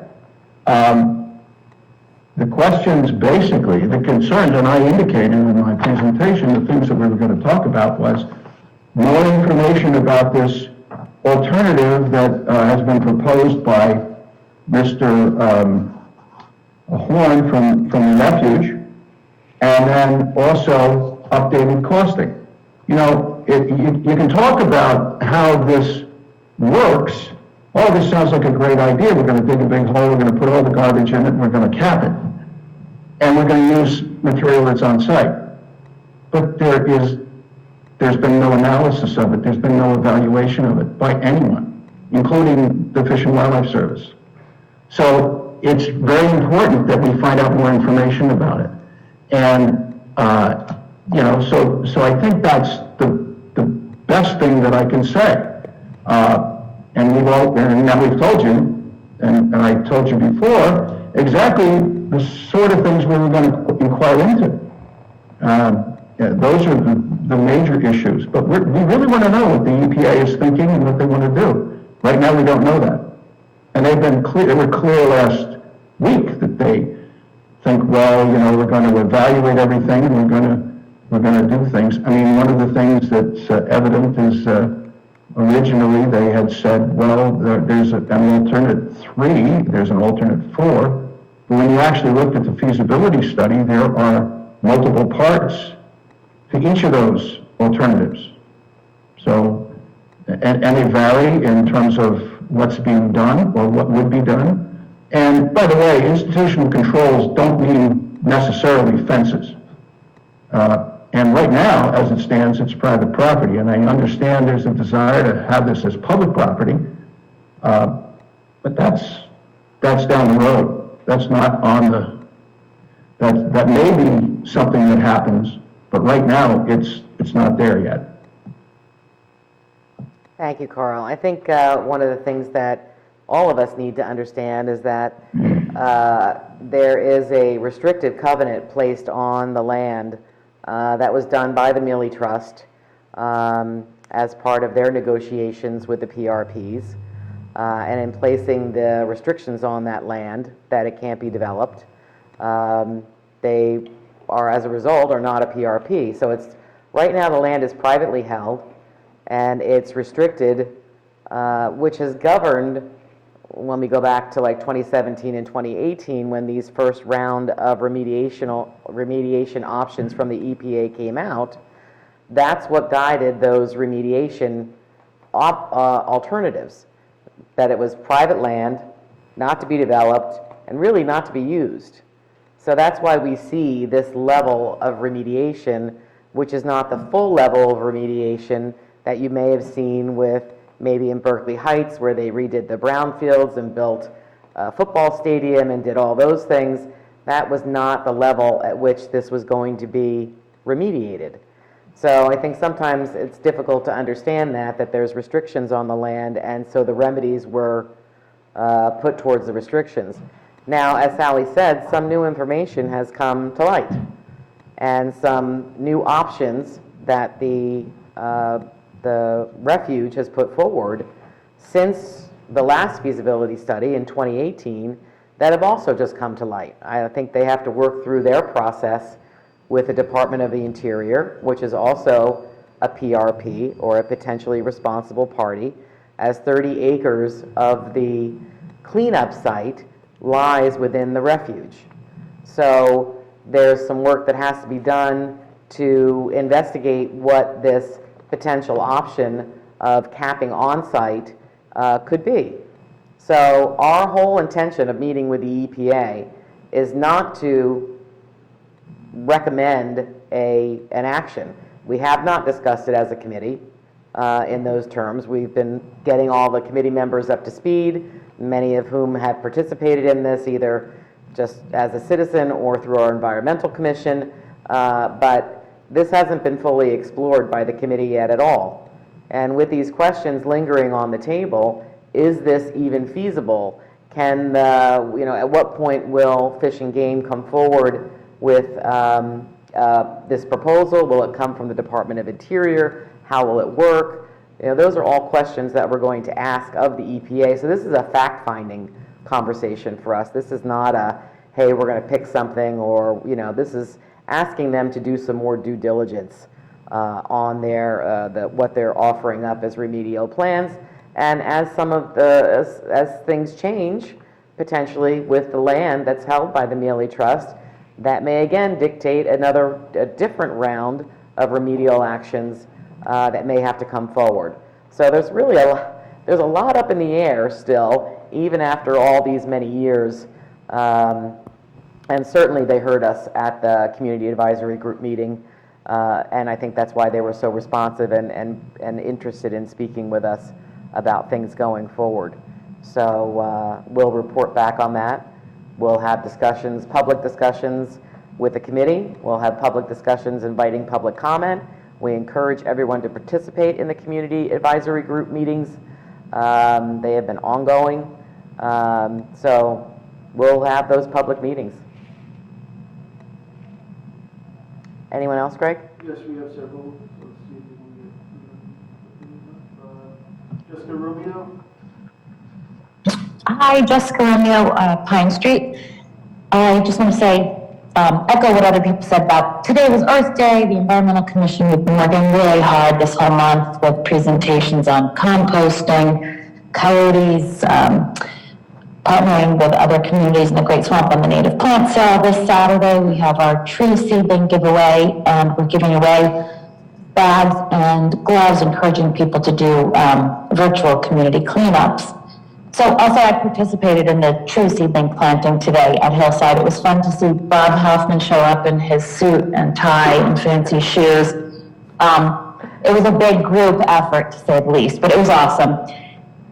Rolling Walls, I just kind of wanted to echo what Sally and Joe had said. I'm glad to hear that the township is meeting with the EPA on Monday. I do want to make sure that the conversation is kept going from the public.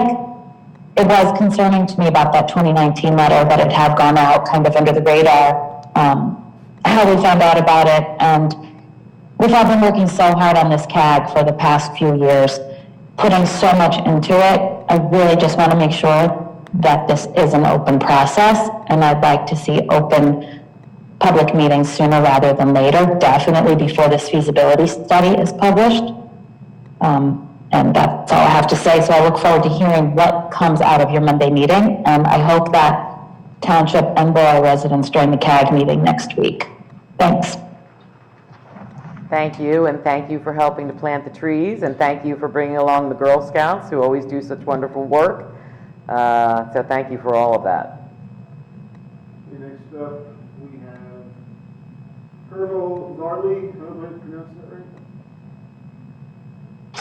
Yes. Thank you. Go ahead. Hi, Herval Varley, V-A-R-L-I. I am from the township on Myersville Road. Thank you for the opportunity to speak. I noticed that skate park was torn recently, and I understand that it was 10,000 square feet of recreational space for our kids, and it was also a unique space in a sense that it allowed our youth to engage in a physical activity, but at the same time socialize as well.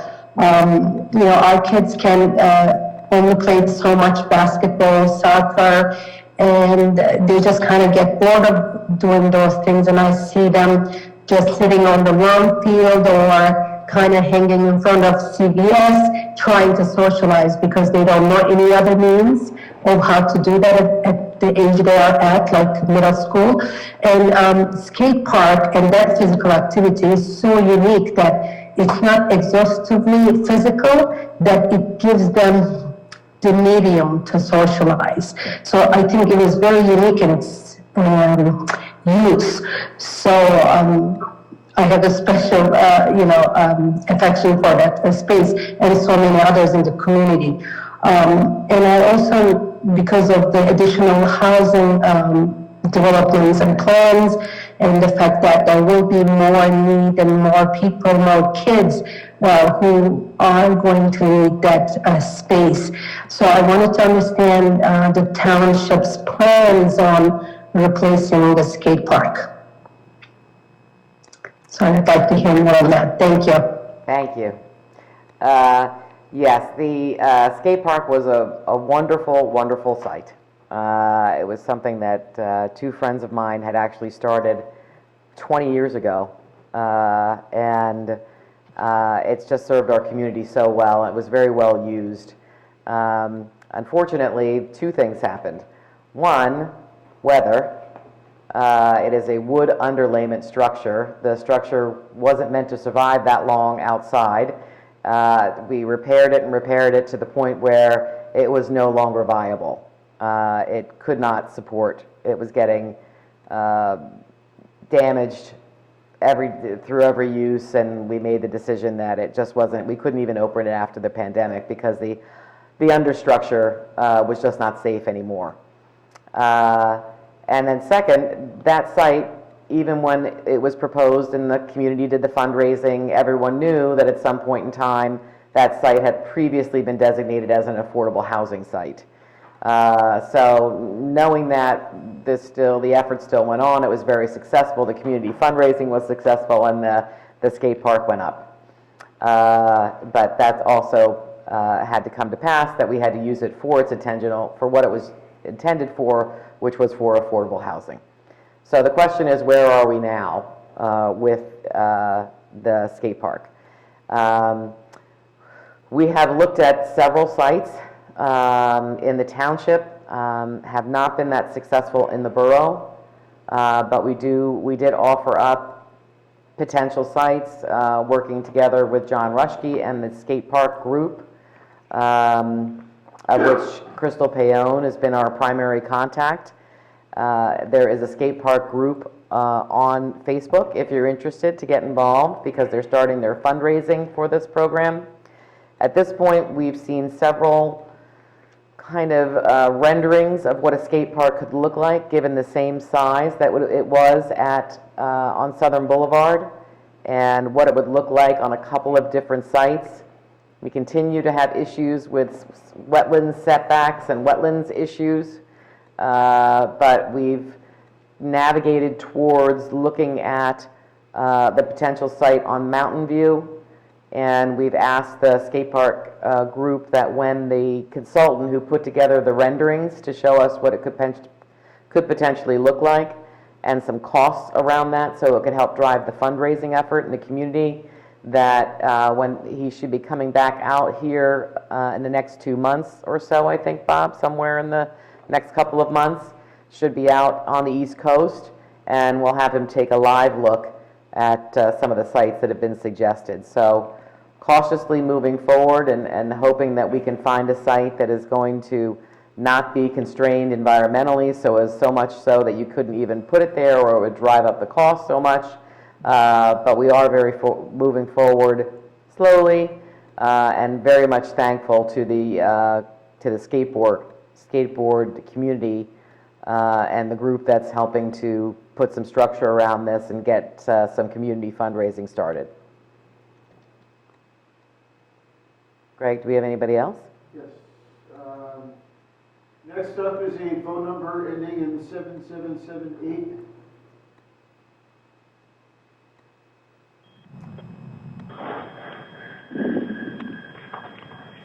7778, if you can give your name and your street. Hi, this is Stuart Carr, CARR from 3 Crestwood Drive in Chatham Township. Good evening, everybody. A couple of comments on the Rolling Knolls landfill discussion item for tonight.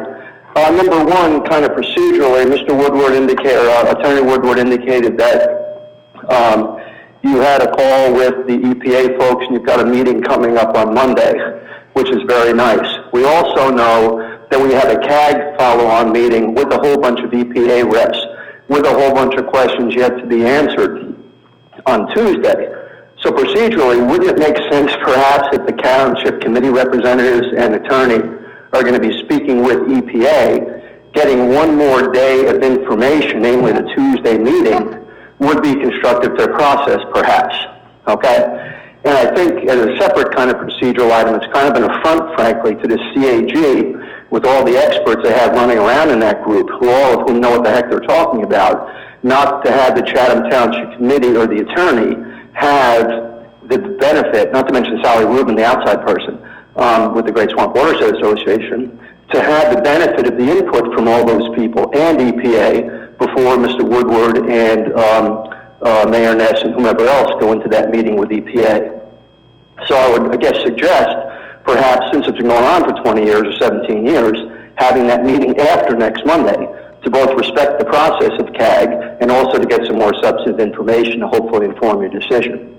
Number two, Mayor Ness referenced that we're going to be having public meetings and public discussions about what to do amongst the Township Committee, which is, again, a substantial improvement from a couple of years ago, which, again, goes back to the 2019 letter. How do we dovetail, we're going to be having public meetings and figure out what we want to do, with the fact that back in 2019 we're on record speaking about we want to have option 3 or alternative 3.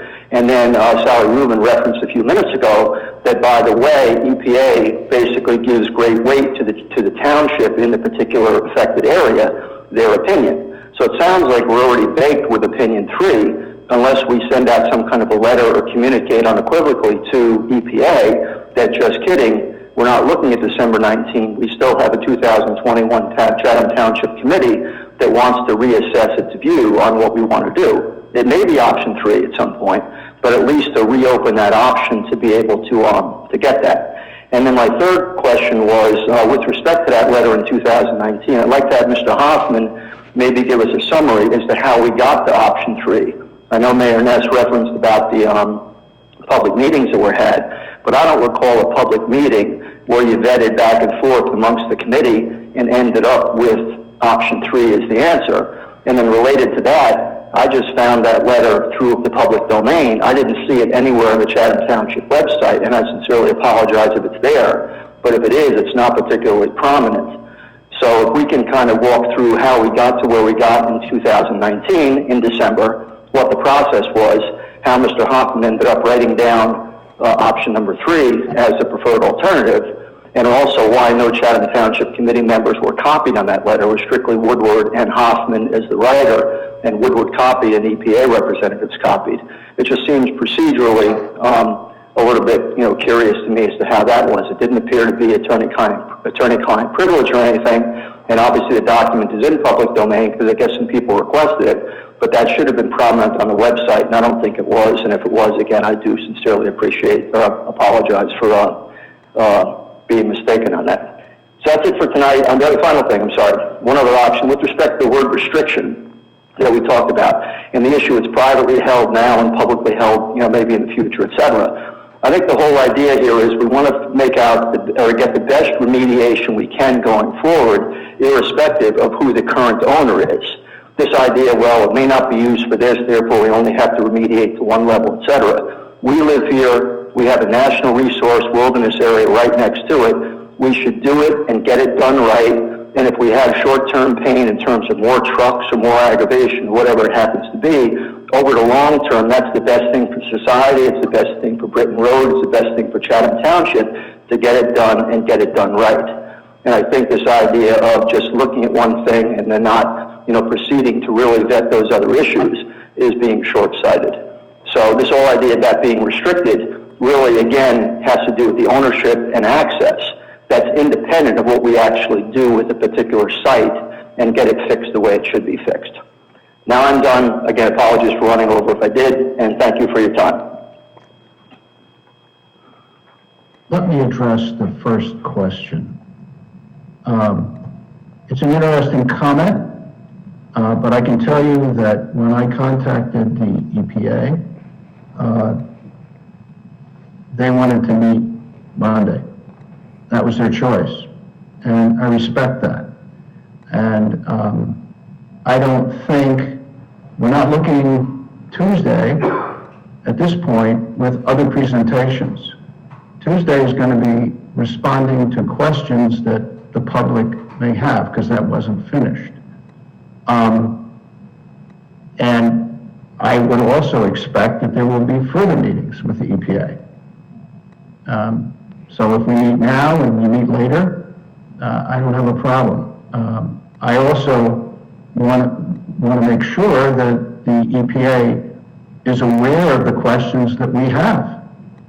And I outlined what those questions were. Principally, there may be others as well. There will be public discussions, as the mayor said. And on the issue of the restriction, that's something that's got to play out. I don't know, haven't researched, because we just now I have just become aware of the full nature of that restriction. And, there has been a lot of talk about donating to people and talk about donating to the refuge or donating to the town. But there isn't, I haven't seen anything in writing about that. And that's important. And, there are different parties at play in respect of this refuge, and Muley Trust is one of them. And there has been no communication from them to us saying, hey, would you guys like to take this over? So this is, it's something that's in motion. As the mayor said, there are a lot of balls in the air right now. And we're pursuing, after the EPA has followed in fits and starts over the years, going way back 8-10 years, we're finally at a point, we're getting to a point where we expect that they're going to be making some kind of a decision. But I don't know for sure exactly how long that's going to take, or whether, what changes they're proposing. So at this point, I think it makes the most sense to meet with them on Monday, which is what they preferred. And I just wanted to clarify, Stuart. So I was just trying to explain why the level of remediation options are what they are. Because I know back in 2018, when I was attending the CAG meetings as a member and attended the public meetings, I was surprised at the level of cleanup, that it wasn't more substantive. And then subsequently now being involved with this, once we got the CAG together, which has been tremendously helpful with the community action group or community advisory group, you find out more of the detail. Why are these remedies like this? And it's because of what the restrictions are on the site. But to your point, that doesn't mean that we can't not look to the future and look at what are those, is that easement, that restrictive easement, going to be lifted at some point in time? As Carl mentioned, there was some talk about donating the land, but there has been no action, and there certainly, from a refuge point of view, has to go through the Department of Interior and all of a lot of government levels for that to happen there. So there's just then there's new information that has come up, which is why we want to have this meeting with the EPA to further questions that were asked at the CAG, to further concerns, because our discussions aren't just part of being a part of the CAG. They're ongoing. We have discussions with the Great Swamp Watershed Association. We have discussions with the refuge. We are ongoing in this process and trying to figure out what are going to be the best ways to proceed forward and what questions that we need to ask. And that's how we're going to move forward in our next round of putting these comments that we've heard from the public at the CAG to the EPA, much like we did on the 12th of April, and see if we can get some answers. and then come back to the committee, have that discussion within the committee, and have another public discussion about it. But we're not in any way, shape, or form looking at one particular remedy. We're with this new proposal and some of the new information that this land could potentially be gifted. That changes things substantially. So we need to get some of those questions answered, as we hope to get those questions answered through the Community Advisory Group on Tuesday. I think the community, from what I'm hearing from the community, appreciates that we're taking those extra measures to get questions answered. I think the sticking point for them is that December 2019 letter, and I can appreciate that. And I guess there's a lot of concern that the township is represented out there as endorsing a particular approach, and here we're saying, loud and clear that we're doing research. So the question is, what are our options in terms of dealing with that December 2019 letter that was sent?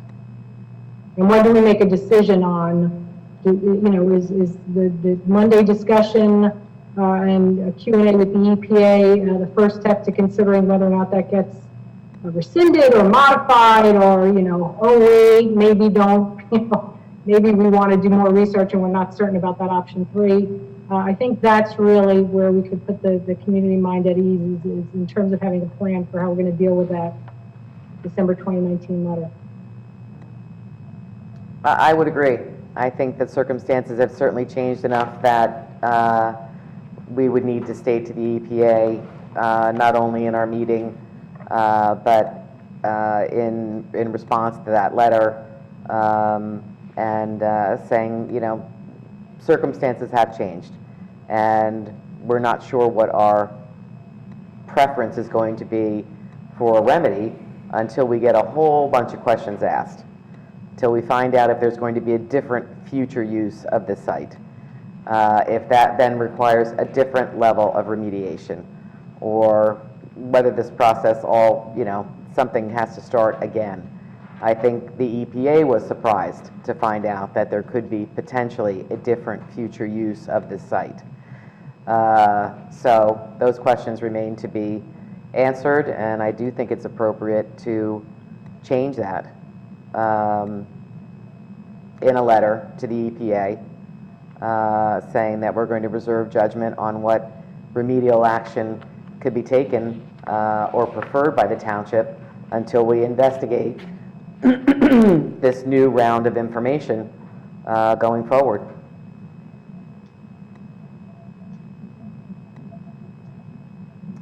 Well, one of the things that after the meetings, our goal was to review with the township the findings of the meeting, as well as some of the other meetings that are taking place, and then discuss this at the next township committee meeting. So with that new information, that would probably be the appropriate time to make a determination on what options should be communicated to the EPA, and that would be the time to determine if there's going to be a follow-up to that December 19th letter, and then what should be in it. That sounds like a plan. Yeah. Thank you. Do we have any other questions? Yes, Dot Stillinger?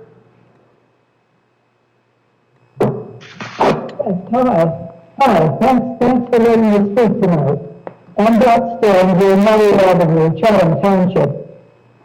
I'm concerned about the possibility of 140 acres of potentially, of attractive open space, easily accessible just by driving up to the end of Britain Road, and having the township approve some kind of so-called cleanup remedy that would never allow us to put trails on 140 acres down in Chatham Township.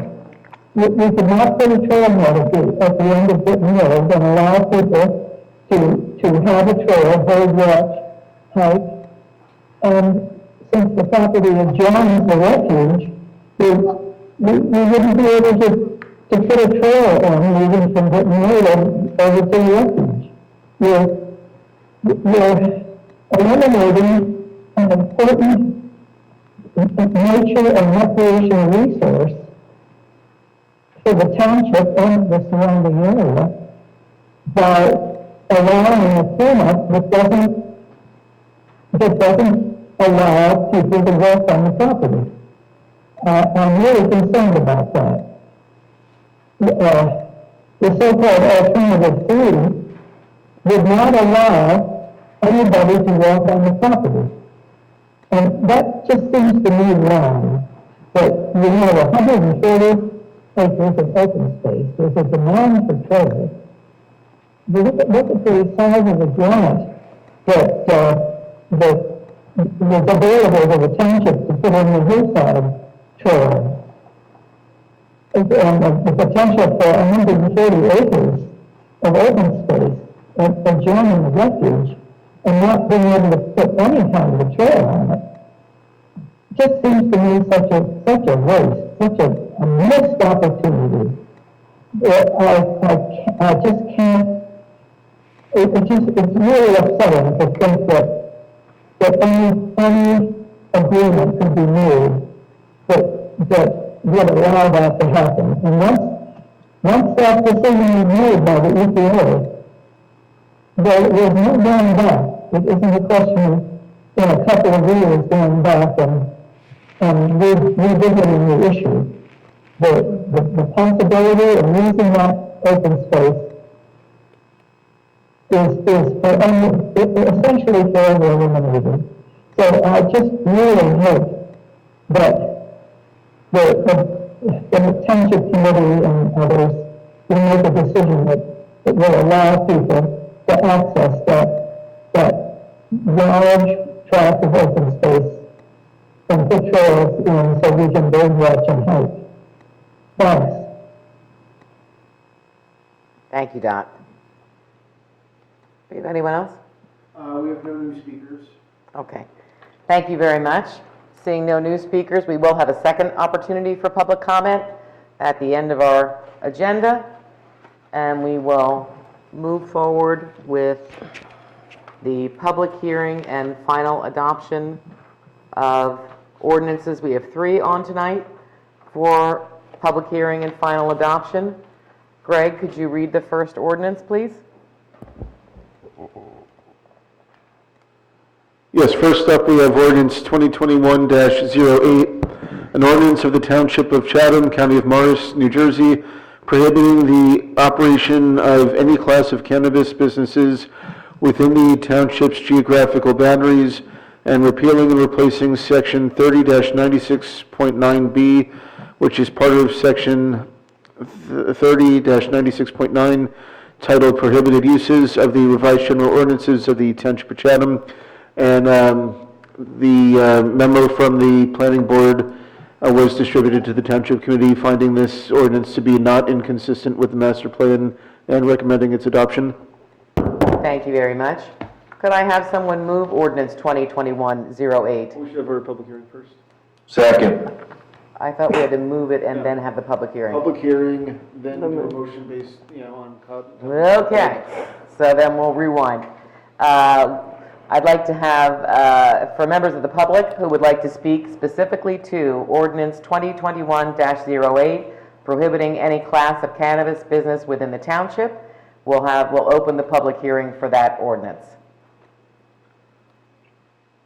Greg, do we have anybody? We do not. Thank you. Seeing no one for the public hearing, I will close the public hearing for the ordinance, and I will ask someone to move the ordinance forward. So moved. Second. Thank you. And then, are there any comments from the committee regarding this ordinance? Seeing none, Greg, could I have a roll call vote? Mrs. Felice? Yes. Mr. Hamilton? Yes. Mrs. Fondaco? Deputy Mayor Ewald? Yes. And Mayor Ness? Yes. Motion passes. Thank you. Our second ordinance of the evening is 2021-13. That's up for final adoption. Greg, could you please read that?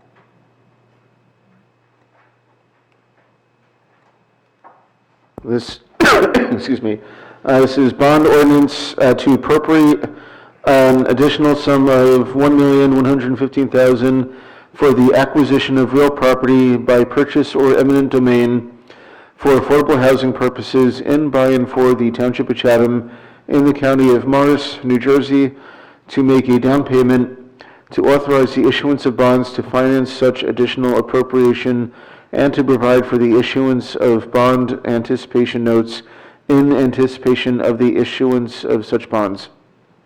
Thank you very much. I'll open the public hearing on ordinance 2021-13, supplemental bond ordinance. And Greg, do we have anybody who'd like to speak about this ordinance? We do not have any hands raised. Seeing no one, we'll close the public hearing for the ordinance. I'll ask for a motion to approve or move the ordinance forward. So moved. Thank you, Ashley. In a second, thank you, Celeste. And could I have a roll call vote, Greg? Mrs. Fleece? Yes. Mr. Hamilton? Yes. Mrs. Fondaco? No. Deputy Mayor Ewald? Yes. And Mayor Ness? Yes. Motion passes. Thank you. Our final ordinance up for public hearing tonight and final adoption tonight is ordinance 2021-14 concerning our colony pool fees. Greg, would you like to read that?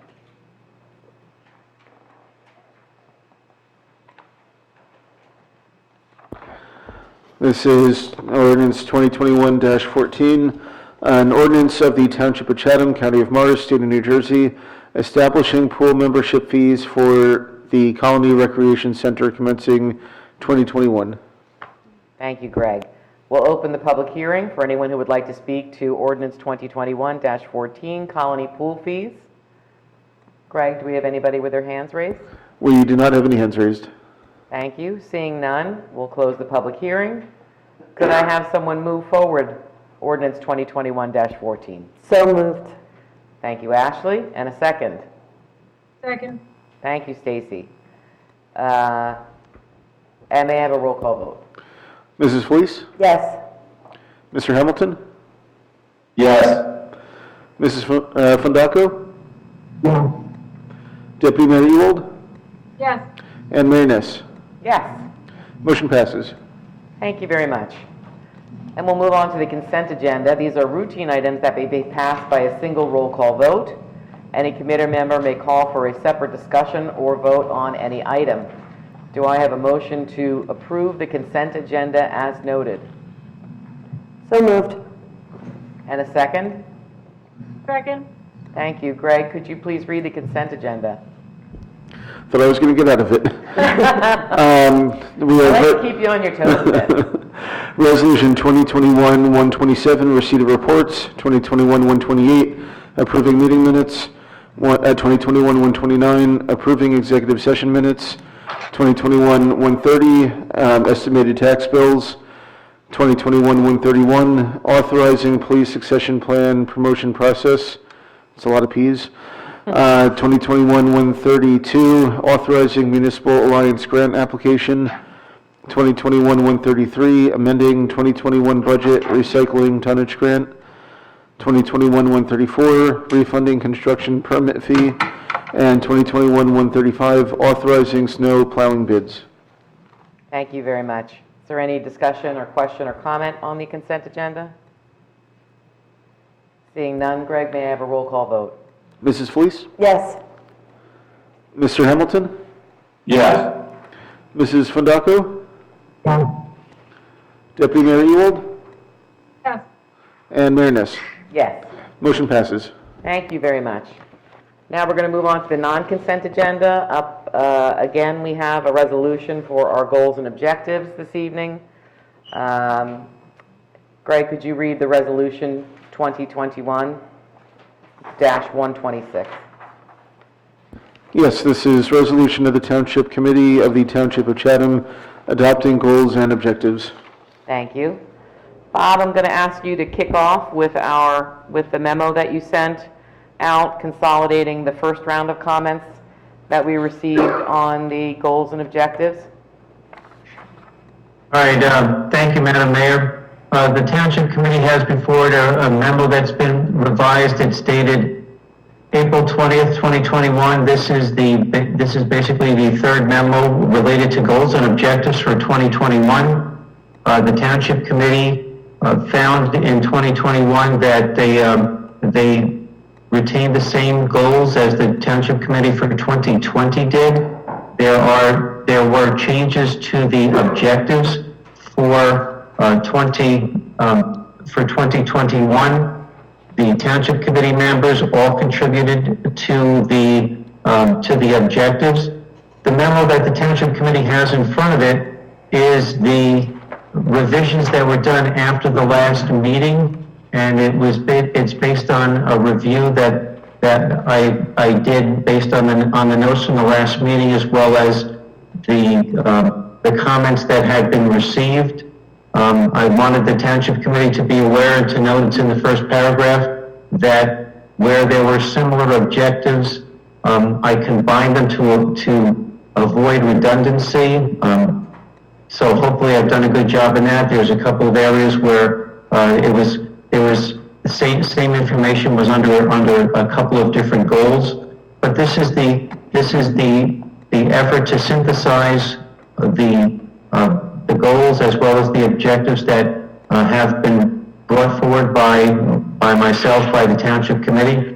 And this is one of the items that we do. It's something that has been mentioned that's part of our bylaws, but this is just the living document, if you will, for 2021. And if Township Committee in 2022 feels that there needs to be changes, this document can be changed. Thank you, Bob. And thank you for mentioning that it is a part of our bylaws and it is something that we're obligated as elected officials to produce each year. Now, subsequent to the Bob putting out this memo on April 20th, we did have a series of comments submitted. So what I'd like to do is move the resolution forward and then have offer committee members the opportunity to discuss some of the changes that were received before we move forward with the goals and objectives, the vote on the goals and objectives. So do I have someone who would like to move our goals and objectives resolution 2021-126 forward? So moved. Thank you. And a second, thank you. And now we'll have committee discussion.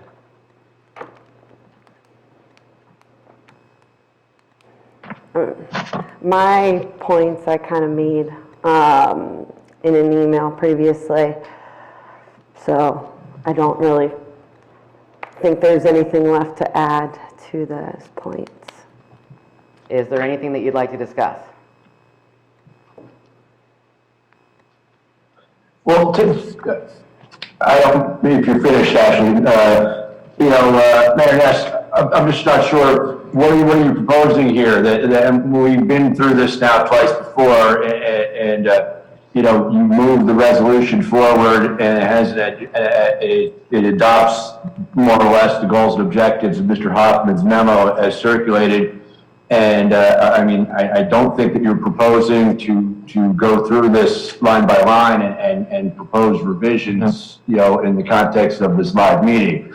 We tried that both virtually by email circulations and to a certain extent during the last meeting of the committee.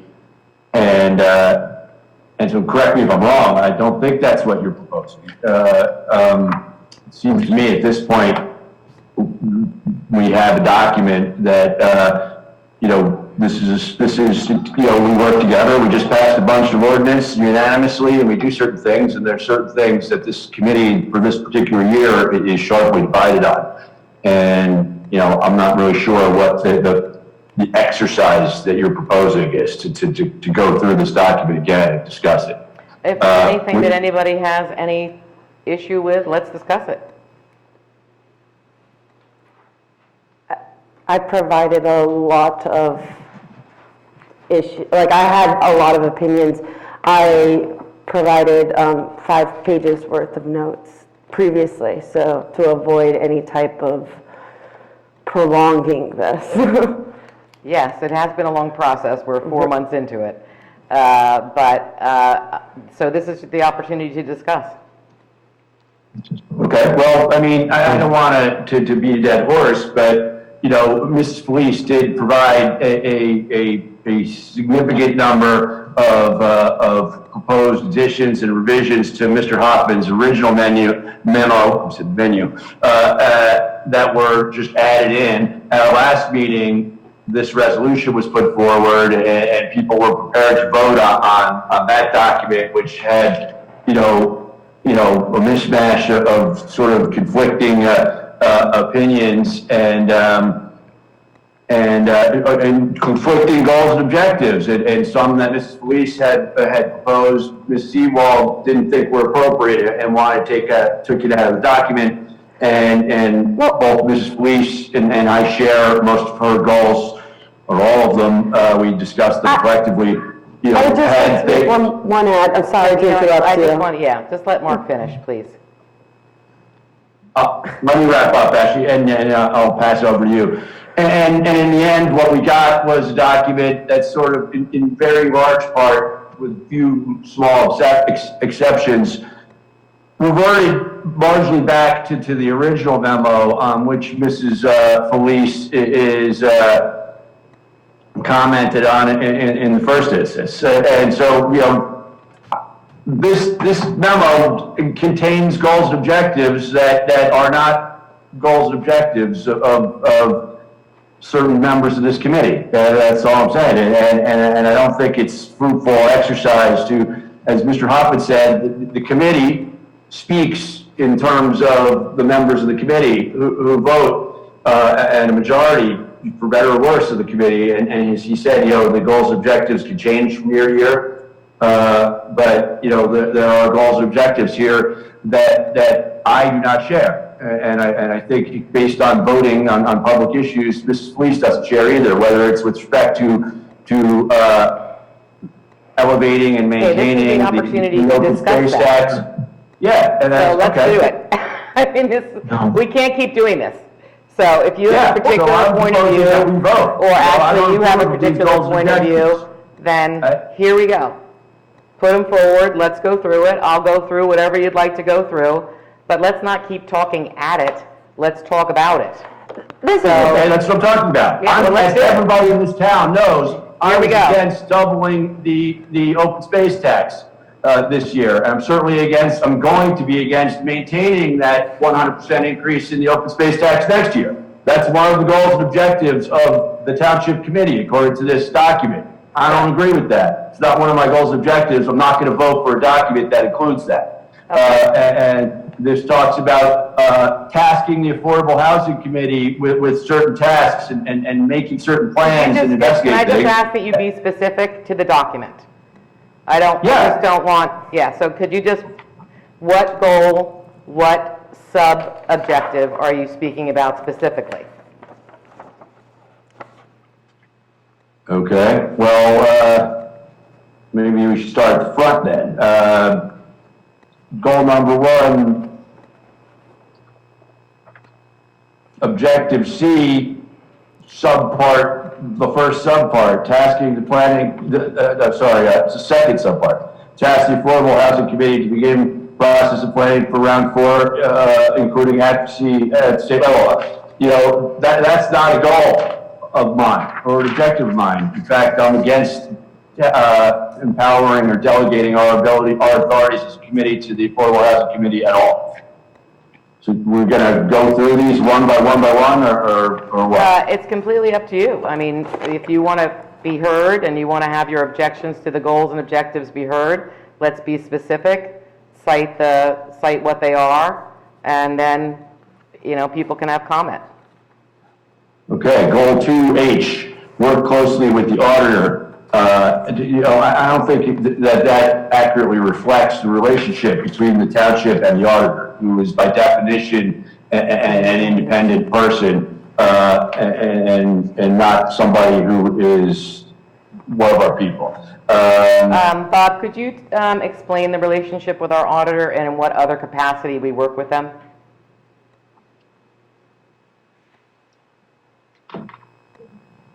Which goal was that? Which goal was that? The, That we should not be working with our auditor. well. The goal is to work, Okay, well, as part of that, it's not, the auditors do have to be, they have to audit our books, they have to be independent, but in working with the auditor, when we set up the financing for bond anticipation notes or for note sales, it's to make sure that they're aware of when we're going to do it so that they know what the schedule's going to be and that they can recommend when we have questions on how we're supposed to properly account for different activities. And that's part of what we're asking them for. We're asking them to make sure we understand the process at the beginning so that we don't have audit findings at the end, and then we are accurately conveying information that they need for the audit, as well as that we're putting information in the right format for for future publication. Well, then I would probably recommend changing that wording, because I wouldn't necessarily say that we're working with them, since they do have to be independent third party. I would change it to more of a, maybe be accessible to provide any information that they request as quick as possible, or something like that. Okay. No, in reviewing the comments that Committee Women Felice had said, I would say probably 60%, 70% were wording changes that didn't change the meaning or the substance of the goal or objective. So if at some point, there's a wording cleanup after the fact, and we got to vote on this thing, and it's just lingering out there for too long. But I don't think that's unreasonable to have a wording cleanup for clarification. But again, I didn't find a lot of them change the substance. I would prefer if we could focus any comments on substantive changes. Mark has already suggested the open space he was uncomfortable with, which actually the fully fund open space says to pay off current debt, which is taking place this year. Otherwise, it's talking about becoming revenue positive. So it's not locking us in to keep the 2 cent open space.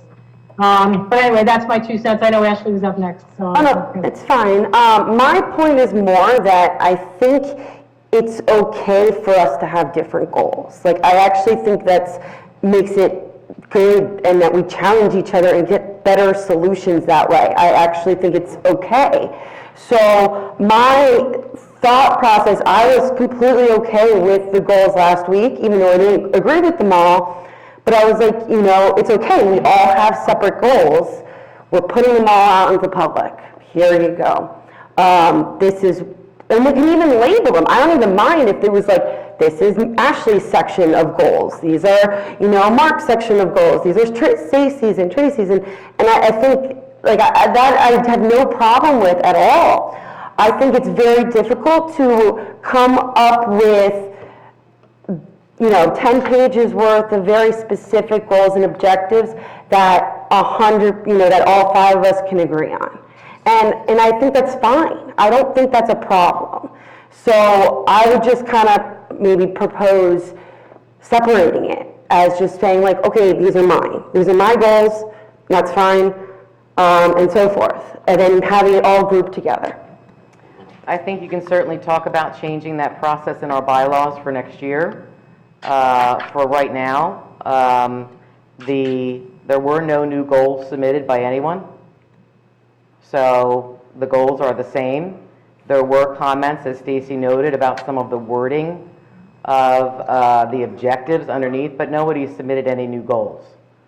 So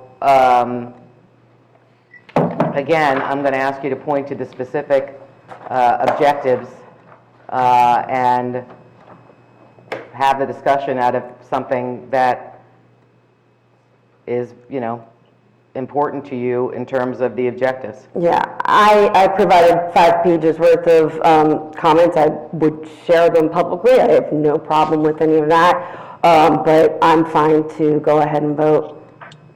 Okay, thank you. Any other committee discussions or comments? Yeah, sure, I've got some.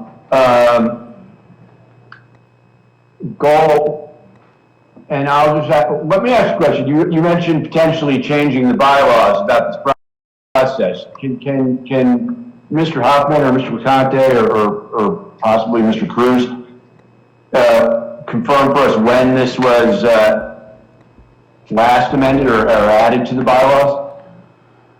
I believe it was 2019. Yeah, I think it was 20, I think that was when Bob came aboard, the committee passed that in the reorg bylaws, and it's subsequently been unanimously approved by the Township Committee to have that in the bylaws. And it was unanimously approved again this year. Do I have any other comments or questions? Yes, on goal number 9, well, I guess one last question on that, on the bylaws. You know, it's not so much the goals as it is the incredibly long list of objectives. So is that an option? Is it possible for the committee? I think it's possible that the committee, members of this committee could get behind these goals, but not necessarily all of the objectives. Okay, specifically, what were you talking about? 9, under the goal 9? Okay, so that's a no. Yeah, 9. I don't know what P. you're asking, Mark. I mean, this is Can we a... vote on just the goals, Can we not the vote on objectives? all the goals and remove the objectives? No, this is the document that we're working on. It's been here and it's been able to be commented on for 4 months. Right, Yeah, and I comments have just been got ignored, this document okay? on Tuesday. That's the point, Madam Mayor. The comments are largely ignored, so Mrs. The comments Police have not and I largely been are ignored. prepared to move forward and vote on this. We received a few comments leading up to Tuesday. All of those comments are from January. That's false. There was comments going way back to January. Item 9P, it's a goal and objective of this committee apparently to adopt a sign ordinance limiting political signs, which I consider to be a constitutional free speech issue, and I won't vote for a document that includes that, period. Well, what we're going to do is put together an ordinance based on ordinances from other towns and suggestions. I get it, but it's not my goal or objective, so I'm not going to vote yes for a document that includes that. Based on feedback from the township residents who don't want a proliferation of signs, has nothing to do with the restriction of free speech, and we can certainly have that discussion when an ordinance is put forward with the committee. But you're listing it as a goal that we are voting on now. But it's not a goal and objective that is shared by all the members of this committee. That's the point. Right. That's fine, and that's fine. So are we voting on this document as is with, where it says all members of the township committee approve it? Yes, we're going to vote for this set of goals and objectives, and your opportunity to discuss specific ones that you may disagree with is now. Okay, so would you like me to read So the you five? can just list the ones that we disagree with, so you could say, okay, we agree to disagree. I got it. There's another one. Goal 5. G, which raises a very interesting issue that came up earlier in the meeting today, where it talks about working for relocation and replacement of the skate park. Now, a member of the public called in earlier, and this is something I want to discuss, and it's related to this goal objective, and asked, this committee what the status was of relocating sites, replacing the skate park. And a very substantive response was given that used the word "we" a lot. We are moving forward. We have presented numerous locations within the township where the skate park could be located. We're studying this, and even a specific site was mentioned, and we were unable to get the borough to participate in this. And I'm just curious who "we" is in that context, because we have committee reports. If there's a subcommittee that deals with the skate park, or it falls under rec, or where it is, we have committee reports at the beginning of every meeting, and I have not heard until now that I consider myself part of we, when we talk about the committee, has been offering up locations within Chatham Township for relocation to the skate park. And that's another example of something that I would not share as an overall collective objective for this committee. It may be something that certain members of the committee favor, but so that's really a two-part thing. It's about this objective that I object to use an awkward phrase, and just seeking clarification on maybe what that objective entails and who is doing what in regards to. I'm lost in this discussion. G is work on a solution with multiple municipalities and counties for the replacement or relocation of the skate park. You disagree with that? Based on what I heard tonight, I definitely disagree with it, yes. Well, we have to talk about what the objective is. You disagree with number 9, with G. You don't want to work with municipalities or counties. Well, you already informed the public, Madam Mayor, on television that we had made an attempt to work with the borough and they had said no. So now we are offering up locations in the township. Well, that's what I heard. Yeah, this process has been ongoing based on this goal being as part of our goals from 2019 and 2020 and now further into 2021 to help find a new location for the skate park. And This is not new news. So who is we? When you say the words, we have offered up sites. Everybody respect each other and just don't jump in, okay? So we have been working on this. We've had a presentation from the skate park. They came and they showed some of the renderings.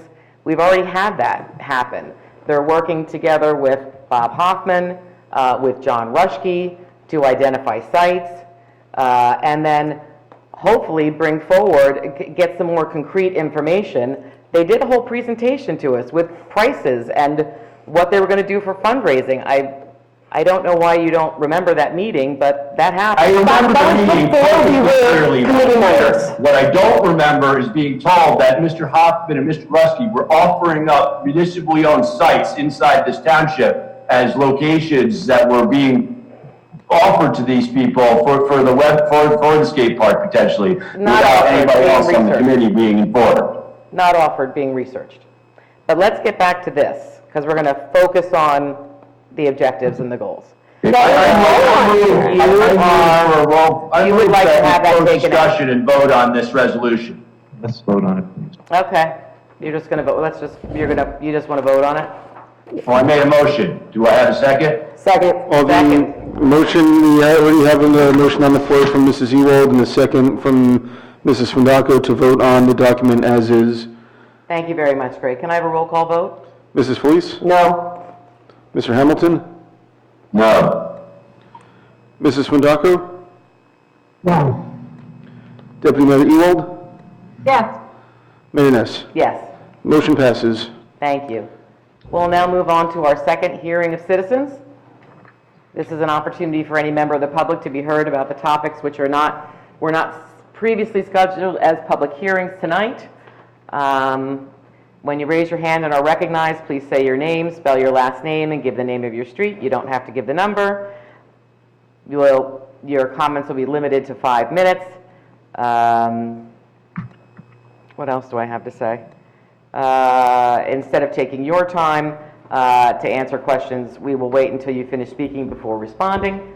Greg, do we have anybody who would like to? Yes, and just to emphasize, members who speak have one opportunity to speak, so anything you have to say, get in 5 minutes your first time up, because there's only the one time. First up, I believe it's Mr. Carr again, phone number ending in 7778. Hi, this is Stuart Carr. One more time, thank you again for the time. 4 items following up on the comments on the Rolling Knolls landfill. Number one, wanted to check if Mr. Hoffman could answer the question that I had about how he went through the process in December 2019 to get to alternative number 3. Where was the public input, if anything, and why were there no Chatham Township Committee members CC'd on that letter? And then with that again, where was it or is it on the Chatham Township website? Because that is a pretty big issue And again, I just couldn't find that. Number two, again, I would like Attorney Woodward, even though he said EPA is the one that came in to say, let's meet on Monday, is perhaps to ask him tomorrow, because we do have a date till Monday, given the fact that there is new information coming in on Tuesday from the experts at CAG, and I think Mayor Ness and some other folks are going to be joining that meeting, that incremental information, I think, would be constructive to whatever kind of dialogue you have with EPA. And my guess is that they would be amenable to moving that, given the fact that you have a meeting with EPA on Tuesday night. If they say no, that's fine, but I think Attorney Woodward, I think the committee should direct Attorney Woodward to at least ask the question whether you can back that off a couple of days, because I think, again, Mayor Ness would have a little bit more information with that discussion with EPA if that were to be the case. Number three, again, just want to reiterate, as it seems a little bit confusing, the issue of the restrictions on the property. The restrictions on the property, the Mealy property, I think are independent of what we want to do environmentally, ultimately, to clean up that property. And I think the end game ought to be is Chatham Township residents, both from Britton Road to Green Village to everywhere else in Chatham Township, and for the good of the wildlife refuge, we ought to have an end game that is the highest and best remediation possible, not strictly the most cost-effective, not cost-effective, but the least costly option. So I think, again, that should be on the table. And then finally, I was disappointed, frankly, that there wasn't really much discussion tonight, because I thought this was a discussion issue on this, and while there's still a lot of information yet to be had, there's, as Mayor Ness again referenced, there's a huge amount of information already in the public domain. There have been a boatload of CAG meetings. There has been a lot of information given to all of the members on the Township Committee, and again, as part of their diligence, I thought as part of this agenda item, there would be some more substantive discussion. There was a bit of discussion here, but again, it was more procedural about what are we going to do about the letter. At least, again, we talked about the idea of doing something to say, just kidding, about December 19, there's new information. That's a good thing. But in terms of haggling back and forth amongst the committee members, what do we want to do about this? What do we want to do about that? I thought this would have been a very good forum to do that. And we had some public comment, but there's no reaction or no real discussion, I don't think, from the committee members at this point. And I think, again, given all the information we have in the public domain, there probably could have and should have been a lot more substantive dialogue here at the discussion level, as opposed to saying, well, we still have a long way to go. Because, again, there's a gun to the head right now, a relative gun to the head, in terms of something happening in the next 2 or 3 months with respect to the feasibility study. This has been going on for 17 years. We are at the tail end of this if we don't get it right. As Ms. Rubin said, EPA is going to come down and put in their decision, and it's going to be a lot tougher, not decision, but their proposal, and it's going to be a lot tougher to unwind that. And I thought if we're going to have a substantive position from Chatham Township that may change from the option 3, that tonight would have been a good night to start that dialogue so the public can hear what we think, whether we agree as 5 people or disagree 3 to 2, 2 to 3, 4 to 1, whatever it is. And there was none of that tonight. So hopefully at the next meeting, there will be some substantive discussion. When it's called, we're going to have a discussion item and not just strictly having a couple people from outside ask questions and an attorney summarize what's already happened. Enough belly aching there. Again, thanks to all you all for your time and for listening. Have a good evening. Thank you, Stuart. We actually did not have this on as a discussion item, and we didn't do that purposely because we had the first community advisory group meeting. Great deal of information came out of that. Again, we're also in contact with all of the other people who are in the community advisory group. There's a second community advisory group meeting, so there was no public discussion on this tonight. We're still in the second round of fact-finding phase that will lead to a discussion, a substantive discussion with the with committee members. We do want to talk to the EPA as soon as possible. So I'm not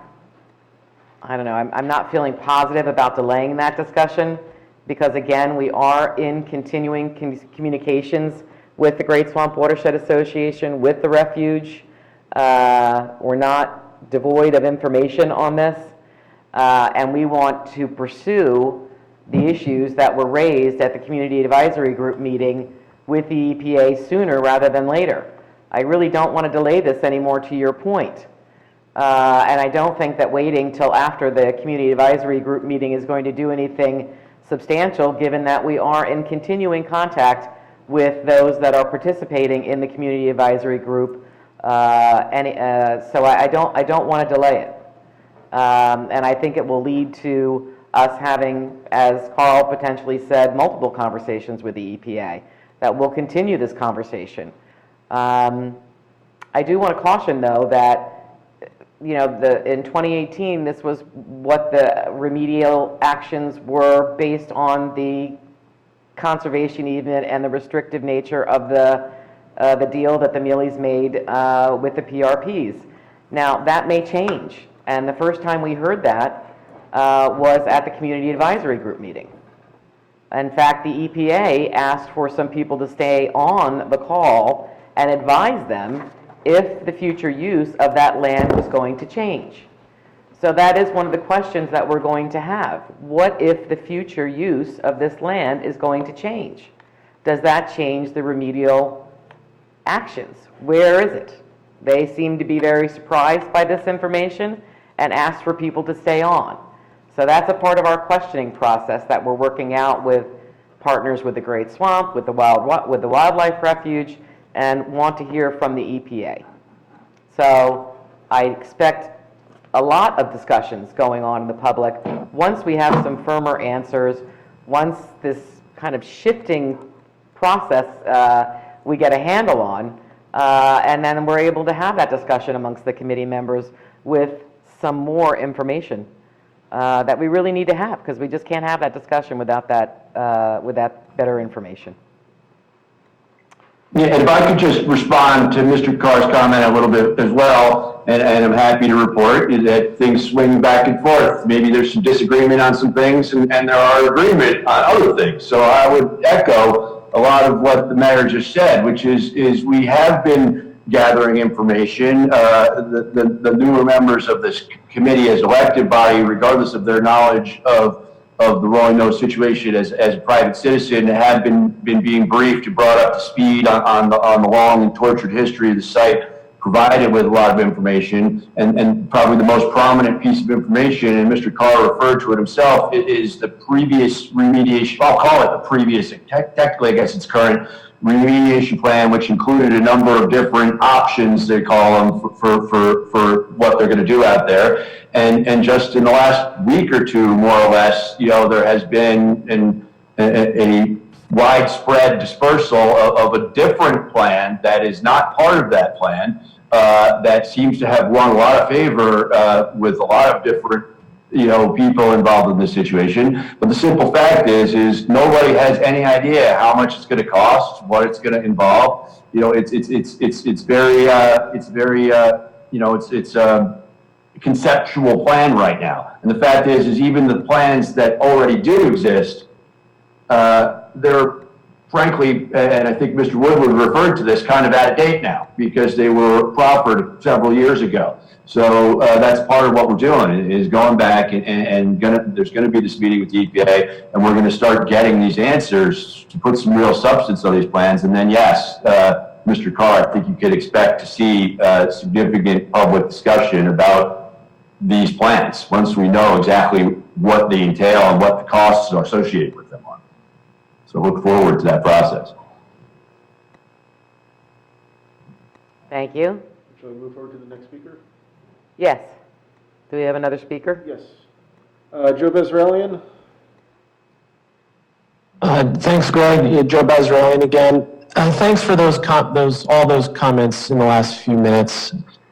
I think what we're trying to get to is a sense and a trust that we have of what our overwhelming goal is for an end game for the property. Land is, limited. It's incredibly finite. The ability to get access to a property through hiking, fishing, bird watching is something that we can achieve through this process, or it's gone forever. If we hear everybody's comments, I think in everybody's hearts, I think everyone who I know individually who's on this call and many others, is that we want to have a clean enough environment so that we can get out there and walk. I think, in terms of how we get there, that's obviously, going to be part of the discussions. But if we all keep in mind our goal, our overwhelming goal, and I know EPA, they work for the EPA because they believe in public enjoyment of a clean and beautiful environment. And my God, can that become clean and beautiful? If we all keep our eye on the goal and bring that up throughout the discussion, that that's our goal, I think it can be a very, continue to have a very productive set of discussions. I think Dot Stillinger really put that with the gravitas and as the conscience of from what I hear from members of the town all over. She said we really want that access on a bridge that her family built a few years ago at the Green Village Pond just today.